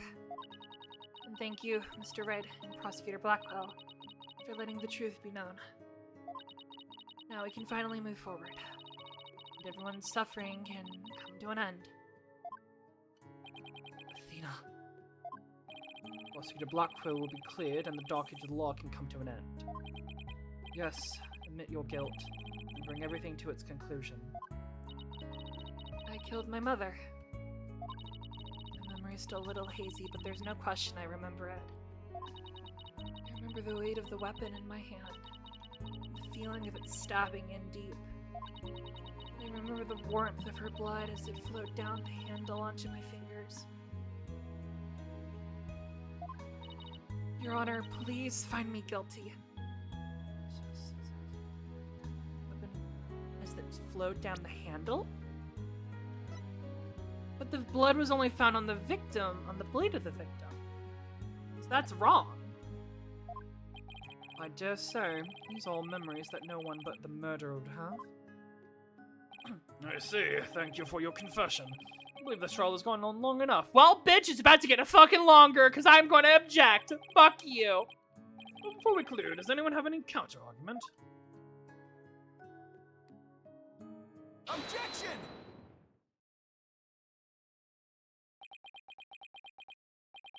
I do, Your Honor. Mr. Wright! Mr. Wright! Why? I killed her. I remember it now. Any counter argument is pointless. Objection! Don't tell me you've forgotten one of the basic tenets of lawyering.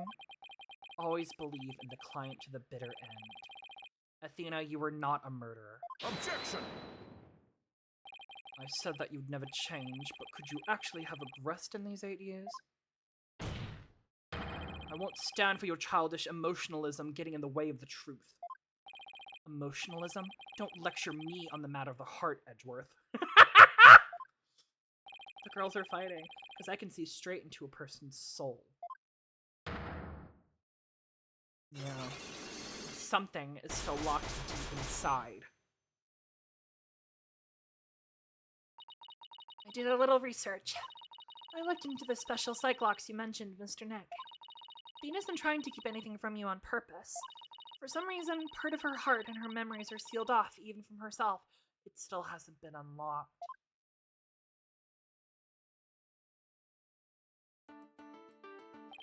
There's still a chance. Somewhere deep in Athena's heart, there might still be a memory that not even she knows about yet. It might be like looking for a grain of sand somewhere in the cosmos, but still, that memory might contain a new fact that could prove her innocence. I hope for everyone's sake that you're not just bluffing, Mr. Wright. Now then, is there something or is there not a problem with Miss Sykes' confession? I have a problem with it, yeah. Memory's still a little hazy, but there's no question I remember it. I remember the weight of the weapon in my hands, and the feeling of it stabbing in deep. I remember the warmth of her blood as it flowed down the handle onto my fingers. Remember we had those same black locks on Christoph Gavin? Yeah, we did. We never got those unlocked, actually. There's something definitely wrong with her memory in that event, I can just tell. If there's a problem with her confession, please prove it in this court now. Yeah, it was only found on the blade. You didn't feel shit on the handle. Isn't that the katana the defendant used to kill the victim, Mr. Wright? I respectfully and vehemently disagree, Your Honor. But I remember it! I remember holding the weapon and getting fingers on my blood! And blood on my fingers! That's exactly my point. If blood really did get on your fingers while you were holding it, there should be blood on the handle. Please focus on the handle of the sword. Fingers on my blood? Who put fingers on my blood?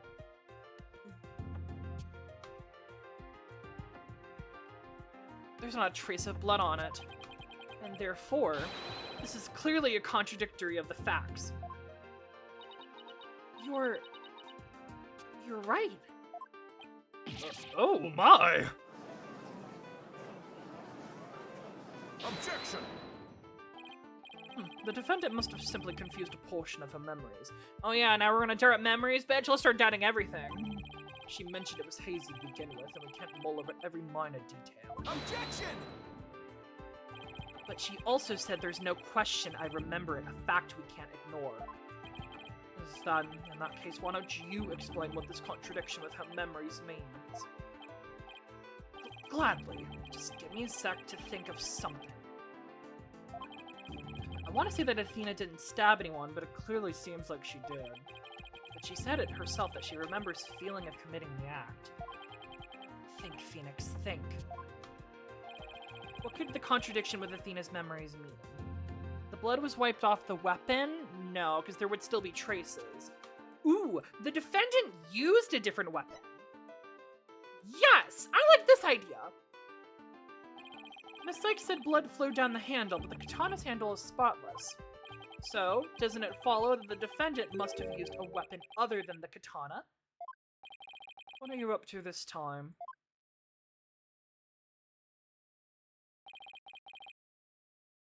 This is it. This time I found just the thing to end Athena's nightmare for good. The weapon that took Dr. Sykes' life was the katana, that much is for sure. So if I can show a possibility that Athena didn't use the katana, it can help me prove her innocence.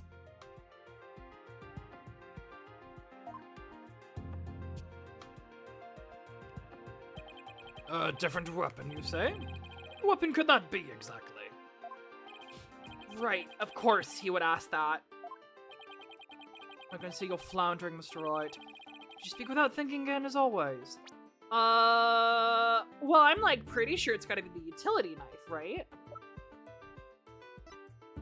Because we can see in this photo that there appears to be a part of it missing.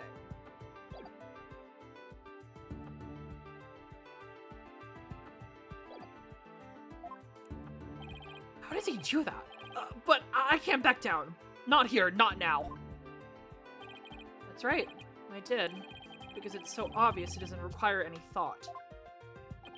What did you say? Okay, so maybe that was an exaggeration, but there has to be something. Or was there some other bladed weapon in the robotics lab that day? Maybe there's something on one of these crime scene photos? Here's the utility kit.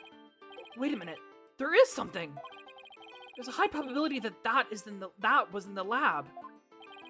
But I don't have that particular weapon here in the evidence right now, but I do have a piece of evidence just like it. Other than the katana, this is another blade that might have been at the crime scene. The utility knife. Take that! But that's the murder weapon in the Clay Terran case! Yes, this is a knife that took Mr. Terran's life. But there must have been a knife just like this at the scene 7 years ago as well. Toolkits containing utility knives like this are issued in the Space Center to Space Center employees. And a robotics lab specifically would naturally have one of those around. Objection!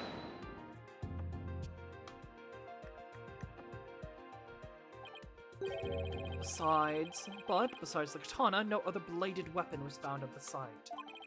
It was in the investigation report, if you didn't know. Objection! Of course I knew that. Once you told me just now.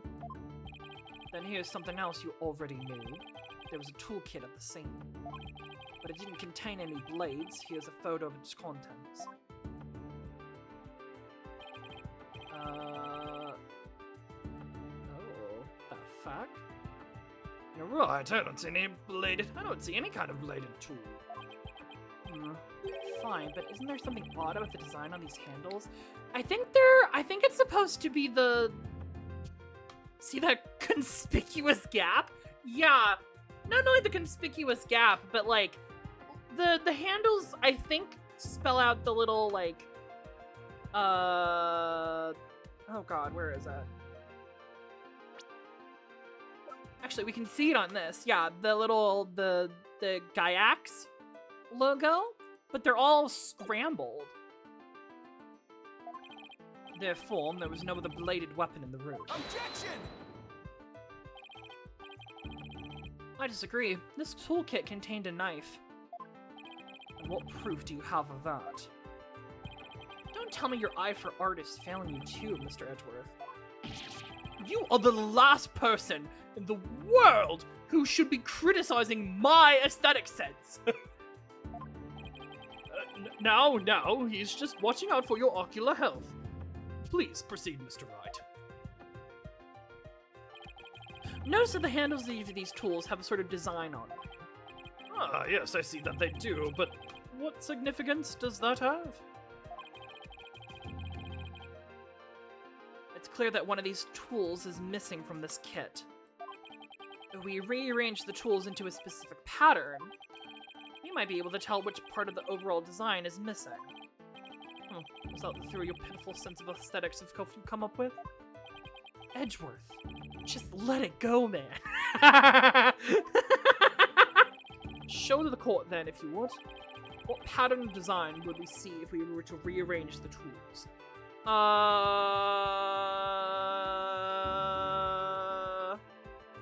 Can I just, like, present the robot to the heart? I mean, it's got the logo, like, front and center. Take that! And what design is this supposed to represent? The Gaiax logo, Your Honor. It's on all of the Space Center documents and pamphlets. As you're aware, Gaiax is the program that operates the Cosmos Space Center. Look at how brightly the Gaiax logo shines in the sunlight above the entranceway! I really dig the stars and rockets motif it's got going. Gaiax, huh? Isn't that the new name for the Federal Space R&D program? I think I see it now. But, Yes, with just the tools shown in the photo.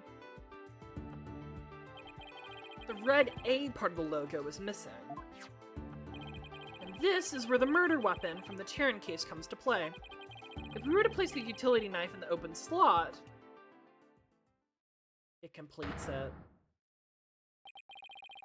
It would complete the Gaiax logo. so it would. Then that means... Admit it, Mr. Edgeworth.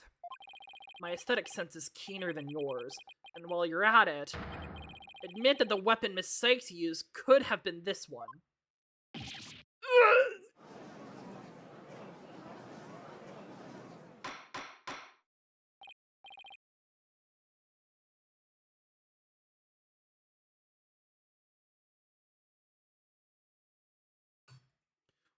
Order in the court!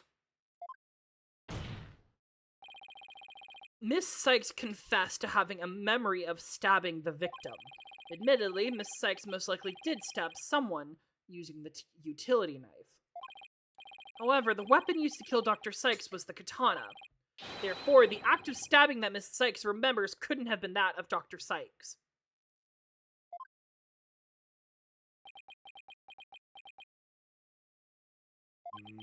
Very well. Let's suppose for a minute that Miss Sykes really did use the utility knife. Tell me, how does that change anything? Come again? What if the katana was only being used as a decoy to conceal the true murder weapon? Whether the real weapon that took the victim's life was the utility knife? Don't be ridiculous. Are you changing the premise of your entire argument? Uh-oh. I'm merely offering a hypothetical situation derived from your logic. Oh, God.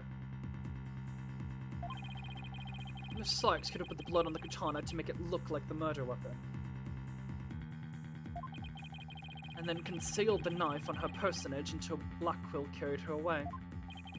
That does clear up the contradiction between Miss Sykes' memories and the evidence. If in fact the murder weapon is a utility knife, then fate has dealt you a cruel hand. For you have just proven the knife's existence to the rest of us with your own logic. Objection! The prosecution is attempting to lead the court. Objection! Oh god. You're the one attempting to lead the court, Mr. Wright. By forcing us to forget the facts of this case. Need I remind you that there were only 2 people in the lab at the time of the murder? And that the defendant herself recalls stabbing someone with her own hands.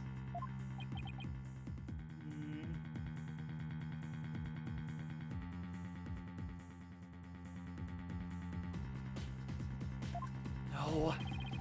Matters not whether the murder— sorry, I'm thinking about— oh god. God, this is so awful! I hate this! Matter not whether the murder weapon was katana or utility. As long as we know that the victim and the defendant were the only ones there. Could there been someone else, though? Okay. Okay. If I was— okay. How could there be anyone else? I don't know. I don't know.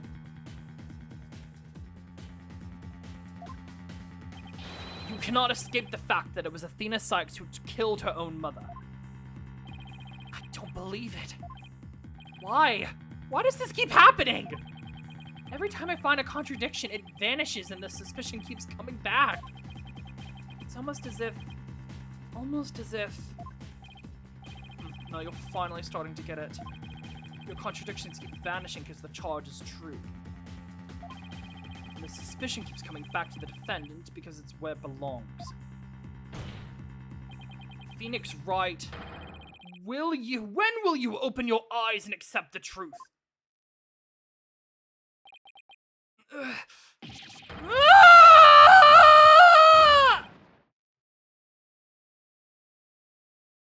Oh no, come on, Phoenix! Get your fucking shit together! I don't want to believe it. It can't be true. Do your fucking— come on! But what if? No, it's not true. You know it's not true. Come on, it's not true. Shika, shika, shika, shika. You fought a good fight, Mr. Wright. I think you've done all you can do.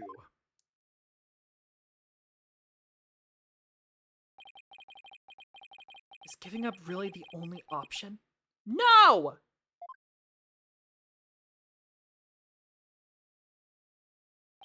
No. Snap out of it, Phoenix. What's the matter with you? Giving up and giving into doubt? I can't look back. Forward is the only way to go. No, Your Honor. Not yet. It isn't over yet. Right. I can't lose sight of what's important. I believe in Athena, and I'll always believe in her. To the very end. A defense lawyer never gives up on his client. I have to pick myself up and stand firm. Make that brain of yours work, Phoenix. If I don't see a way, then I'll have to go back and look for one. Time to rethink this case thoroughly. Okay. Ooh, okay. I can see the fact that Athena must have stabbed someone with the utility knife. This must have been Ponko witnessed as Athena's hug. Prosecutor Blackwell didn't see the knife at the scene. This means that someone must have removed it from the lab before he arrived. Who could have taken the utility knife from the lab? Metis, Athena, or someone else? Not Metis, because Metis is dead. Don't think it's Athena. So it had to have been someone else.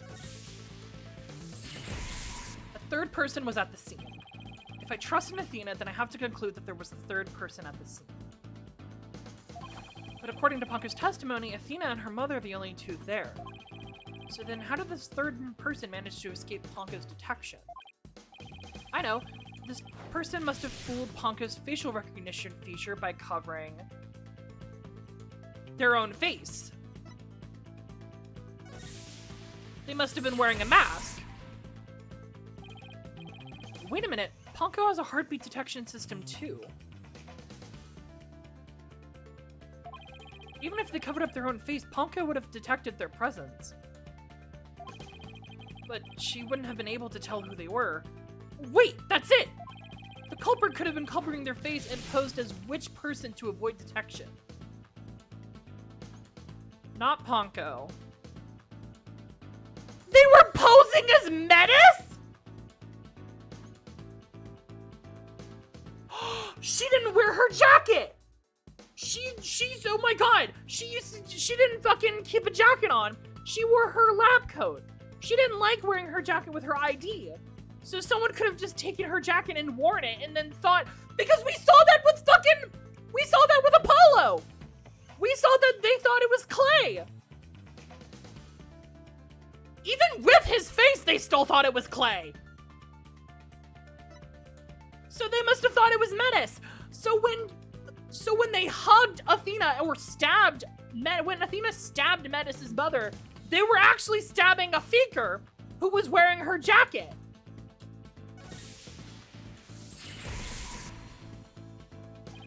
If the culprit posed as the victim, that would explain why Ponko thought only she and Athena were there. All they would have to do is take advantage of Ponko's basic recognition features. The culprit used this in order to pose as the victim. Her jacket.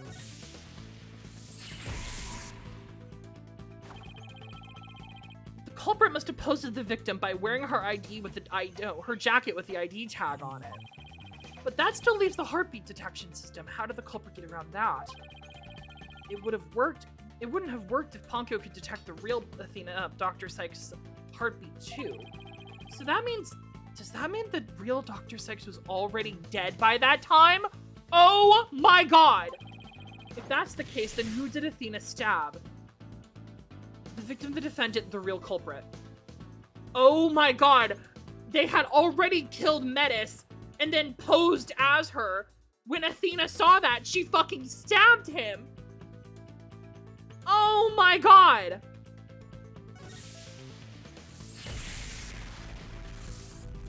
Athena stabbed the real culprit. That's it. The person Athena stabbed wasn't Dr. Sykes. It was the person who murdered her and then pretended to be her. The real culprit.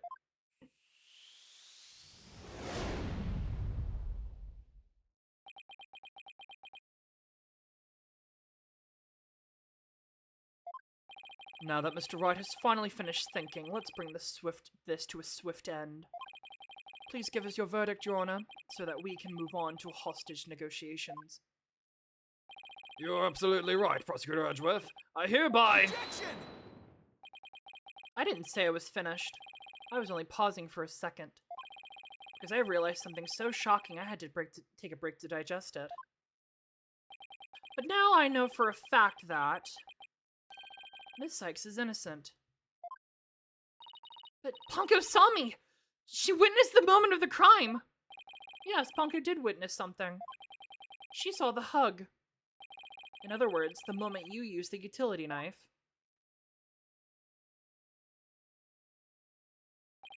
But the person you stabbed wasn't your mother. What are you saying, Mr. Wright? The answer is simple. The person Miss Sykes stabbed was a third person posing as Dr. Sykes. That just sounds so ridiculous as you say it. What?! Objection! Do you really expect us to swallow that, Mr. Wright? According to the robot's statements, there was no third person there. Did you really think I wouldn't see through your ludicrous grab for time? Objection! After all we've been through, Mr. Edgeworth, I'm disappointed. Don't you know by now that this smile of mine means I have absolute confidence? Ha! You make that pose all the time, regardless of the facts. Ponko's strange malfunction. Mr. Taryn, you look pale. Shall I help you to the sick bay? Mr. Taryn? But that's Apollo you're talking to. No, this hunk of junk here is mistaking Apollo for Clay. Maybe Apollo is possessed by Clay's ghost. That was another case of mistaken identity caused by a jacket tag ID. All because Klonko couldn't read Apollo's facial features due to the eye patch. Oh! Well, that explains that. Okay, I didn't register that last time. Like Mr. Edgeworth said, a mask could nullify the robot's facial recognition. And then, all the person would have to do is wear a jacket with the victim's ID to pose as her. Objection! Of all the ridiculous theories, what good would a silly disguise like that do? You've forgotten that the robot also has a heartbeat detection system. If there was a third person at the scene, the robot could have detected them. Not if she was already dead. I'm sorry, Mr. Edgeworth, but that doesn't count for much, I'm afraid. Because, by that time, Dr. Sykes' heart had already stopped beating. What? So, does that mean? Yes, Your Honor. The person Miss Sykes stabbed, this third person was posing as Dr. Sykes, as her mother's real killer. But that's... Impossible! Oh, hell yeah.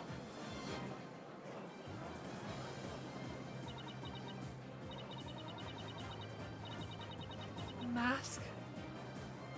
The person I stabbed was wearing a mask? Order in the court! Miss Sykes, did you say something? Mask? Oh my god, yes. I remember him.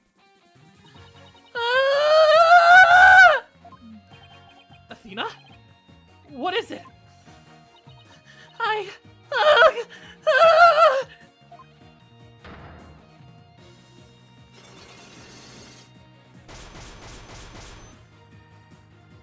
Oh, I remember a man with a mask. Oh my god. How could he? What did he do to my mother?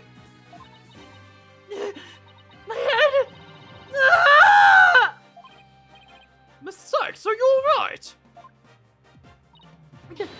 No! Oh god. The Black Cyclops. They're breaking! Oh god.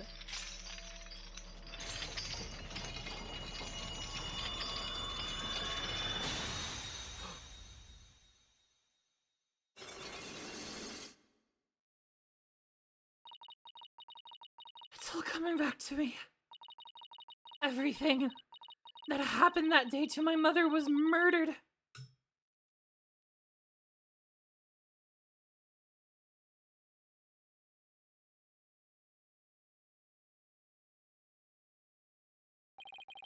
They're gone. The Black Cyclops are finally gone. You didn't really stab your mother, did you? It's alright, Athena. Just tell us what you saw that day. I was drawing a picture. When I was done, I went to go show it to my mom. I opened the door, and then...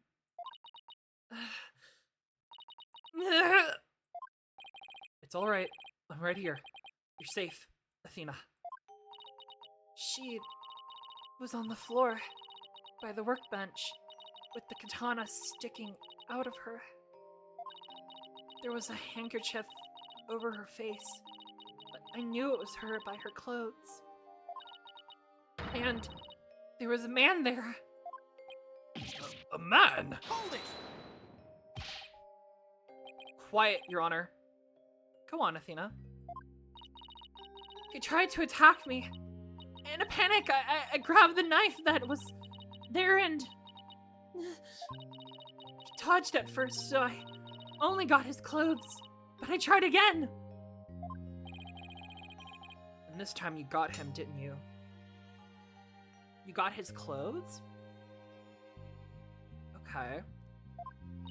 I did. I remember it clearly now. The knife went into the back of his hand. Oh. Then he kicked me and I passed out. The utility knife updated.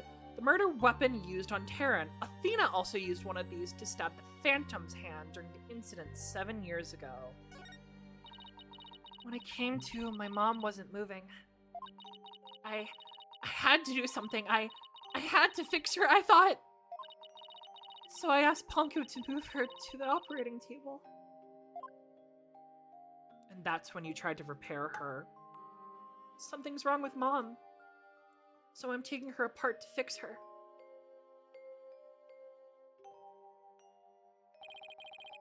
So that's why she said that.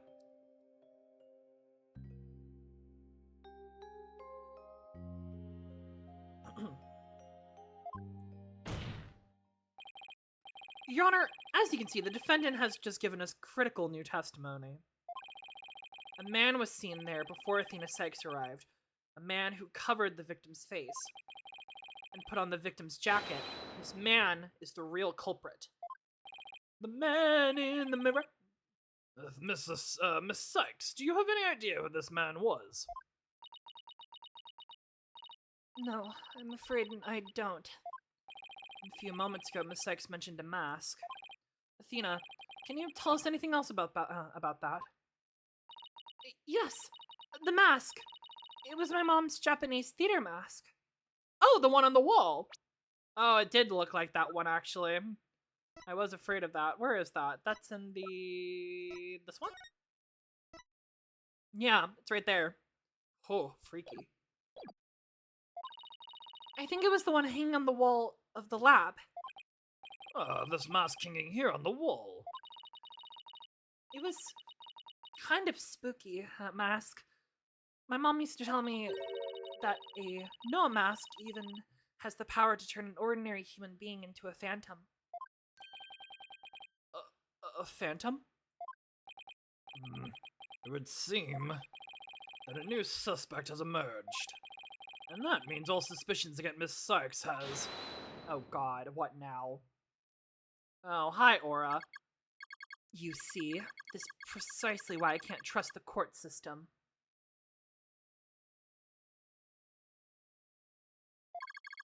Athena Sykes is the murderer. I won't accept any other verdict. Miss Blackwell, this is not good. A new suspect? Where's the proof of this person ever existed? Who says it wasn't all just a dream in the little princess's groggy little head? Aura, disrespectfully, shut the fuck up. Agreed. Ah, she's right. We don't have any hard evidence of the masked man's existence. Objection! Oh! Thank you, Mr. Wright. I'll never be able to repay you for all you've done. But I'm fine now, because I can say with certainty that I didn't kill my mother. Athena, I'm so glad for you. More and more memories are coming back now. So I'd like to say one thing if I could. Ponko came to the robotics lab at about 2 p.m. to recharge. I went to the robotics lab at about 2 p.m. for my regular recharge. I was just about to charge up. Athena came in and tongued Mommy Metis. And then Mommy Metis fell down. After that, I was recharging, so I don't know anything. I see where you're going with this. If Mommy Metis was really the killer in disguise. Right. Then he must have come to the robotics lab before 2 p.m. Do I have anything in here in the evidence that can help me find this person who came to the lab before 2 p.m.? Oh, God.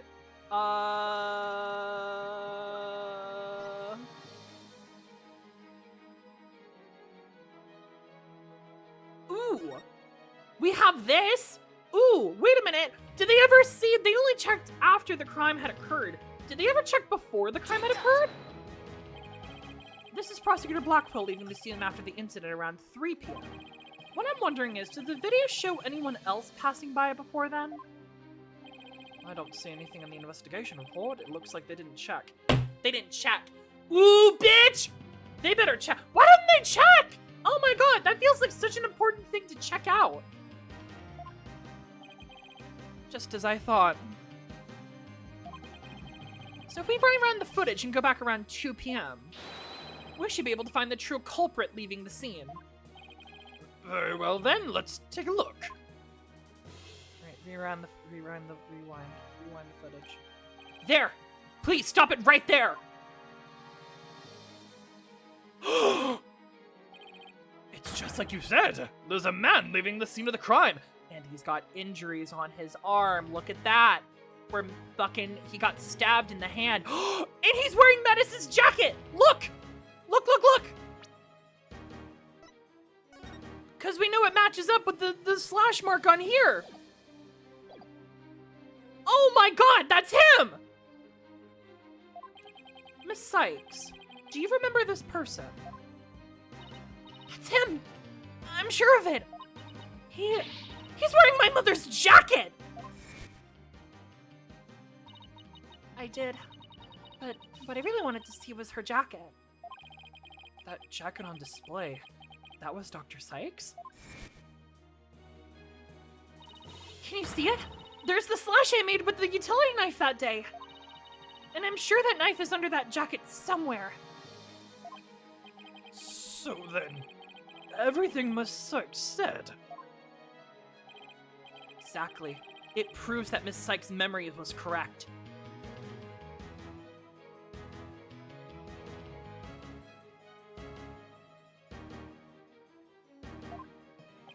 Dr. Sykes' killer arrived at the robotics lab before 2 p.m. He killed her and hit her face with a handkerchief. Then, he disguised himself with Dr. Sykes' jacket and the mask that were found there in the lab.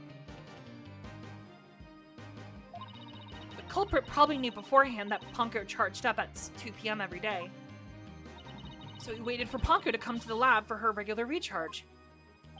By leaving Dr. Sykes' jacket on, the culprit tricked Ponko into thinking he was Dr. Sykes, thereby making it look like she was alive up to that point in time.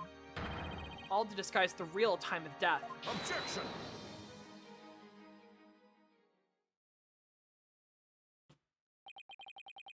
It's a nice theory, Mr. Wright, but I'm afraid that's just not possible. What? Why not?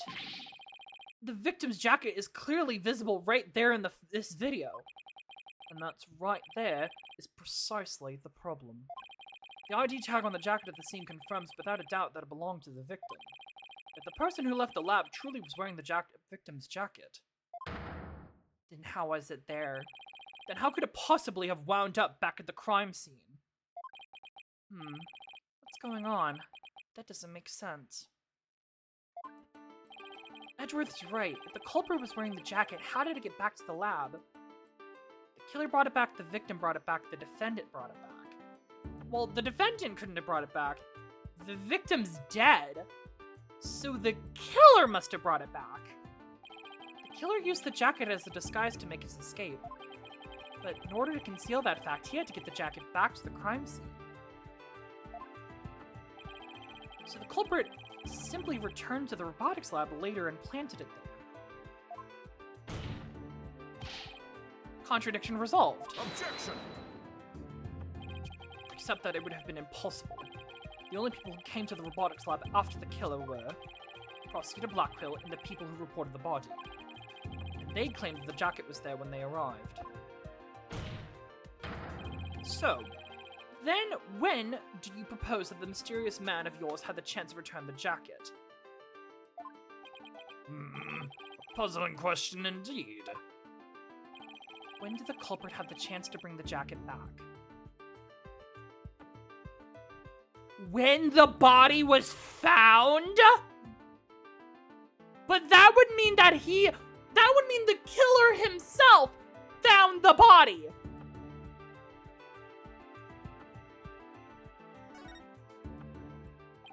The only time the culprit would have returned the jacket was when the body was found.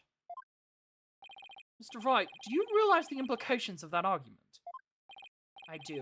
Most people, when they come across a murder, focus their attention on the body. The culprit could have taken advantage of that split second to plant the jacket. In other words, the true culprit of the case, the man known as the Phantom, was one of the first people to discover the body. I would have never thought of that. Holy shit! Order in the court. What is the meaning of this, Prosecutor Edgeworth? The body was discovered and reported by a group of 3 people. They were there to collect the space probe capsule in preparation for the Hot 1 launch. one of those people had a special bag to transport the capsule in. Oh, you mean the shock-resistant bag? Correct. I suppose that if the jacket was in that bag... Oh my god! It could have been returned to the scene of the crime without anyone noticing. I'll see to it that you get the reports on those 3 people. You will? We should also check the facial recognition database for that robot. If this person felt the need to hide his face with a theater mask, it might mean that his facial data was once registered. Ah. Prosecutor Edgeworth, does this mean? I have to admit, I believe Miss Sykes' memories to be credible. You win, right? Not this was ever an official trial anyway. Do my ears deceive me? Prosecutor Edgeworth, are you actually conceding? Oh my god! Is it true, boss? Does this mean I can't believe it. It's over.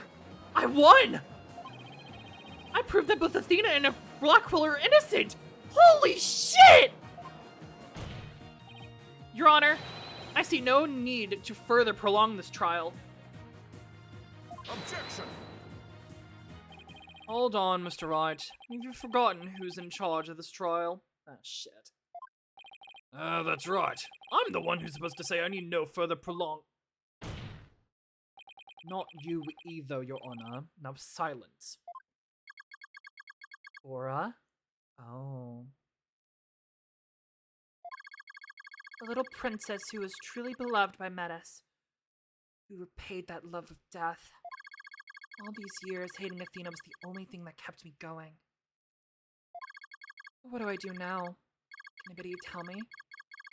How am I supposed to go on? Miss Blackwell.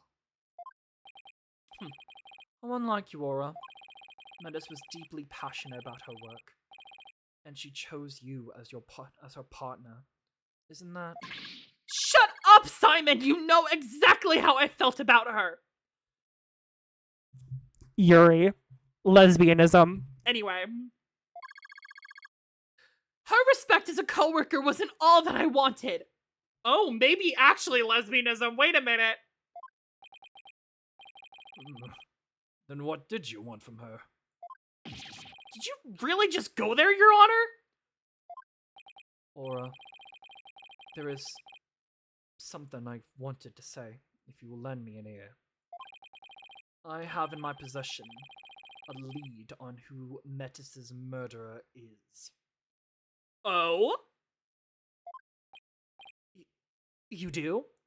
That sounds so gay. Not even subtextually gay, just textual. Yeah, that is full text homosexuality in this video game, which has happened multiple times, mind you. You do? Right, Dono, you asked me about the identity of the Phantom of 7 years past. That's right. The Phantom, the person Blackwell has been looking for, even from behind bars. 7 years ago, somebody hatched a plan to sabotage the Hat 1 rocket. He's a spy. But he was no ordinary spy. We knew naught about him. His background, appearance. We came to refer to him as the Phantom. At the time, I was working with the police to hunt him down. And then, one day, a miracle occurred, and I obtained a lead on him. Oh, how exciting! What was the lead? What was the lead? A recording of the Phantom's voice. But the quality was too poor for proper voice analysis. Oh? Yet I had hope. Aura's co-worker was a scientist who could analyze human emotions. That's why you two started working together! So I asked her to evaluate the recording using analytical psychology. That scientist was Dr. Sykes. Yes, a spy's greatest fear is to have his true identity discovered. In addition to Hat 1, Dr. Sykes' results in recording were surely among his targets. But his search for the Space Center bore no fruit, so he must have started to panic. You couldn't find them? But where could they have been? Who is to say? Wow. I bet he's never let that out of his sight all these years. How in the world did you smuggle them into prison? Oh, I have my ways. What more, my partner was especially talented at that sort of thing. Oh! I worked to lure the Phantom in by spreading rumors throughout the underworld. I was even granted permission to prosecute cases to attract the Phantom's attention. Just tried to retrieve your identity, you bloody butcher. Became my taunt. And what about the results Dr. Sykes drew up for you? Was there any useful information? Yeah, you can see for yourself. Take good care of it. That's all I have left of my mentor. I will. I better hold on to this real tight. The Phantom Psych profile. Added to the court record. The Phantom Psych profile. The subject's emotions rarely fluctuate, and he doesn't experience feelings like normal people do. Oh.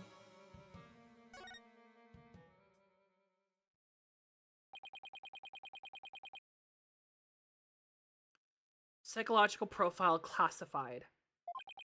Emotional output of this voice extremely weak compared to typical voices. Subject deemed to have a unique psychological makeup with almost no emotional fluctuation. Ooh. No emotional fluctuation, huh?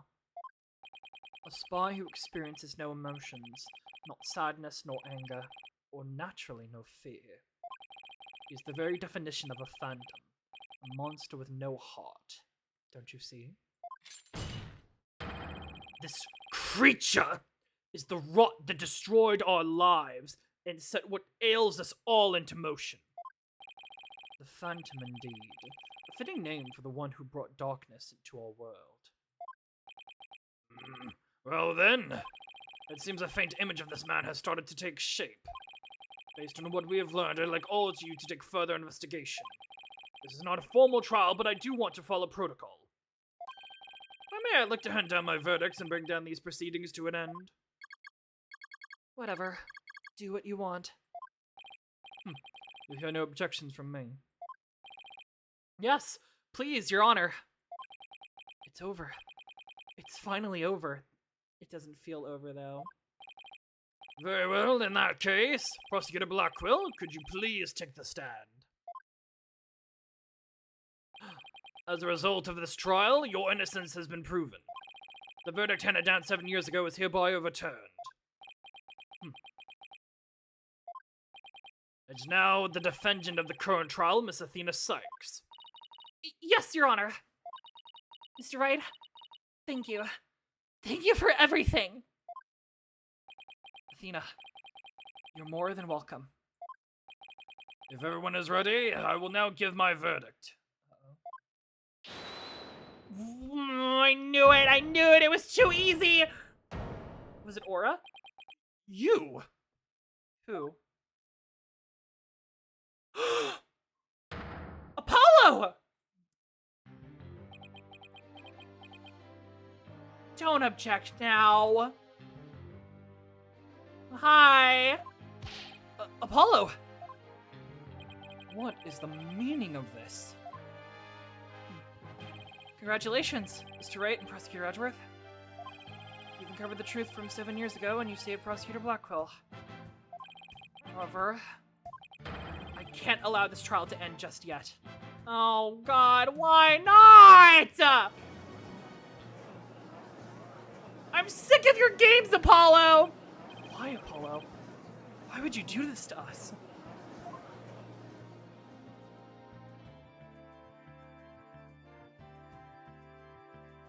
Oh, we're just ending it there! Okay!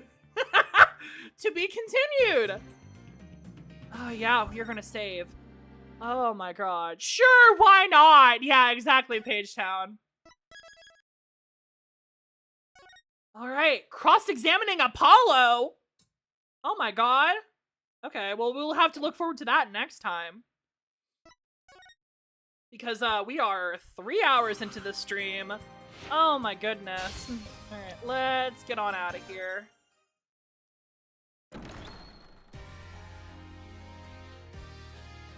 Let's get on out of here. Here we go.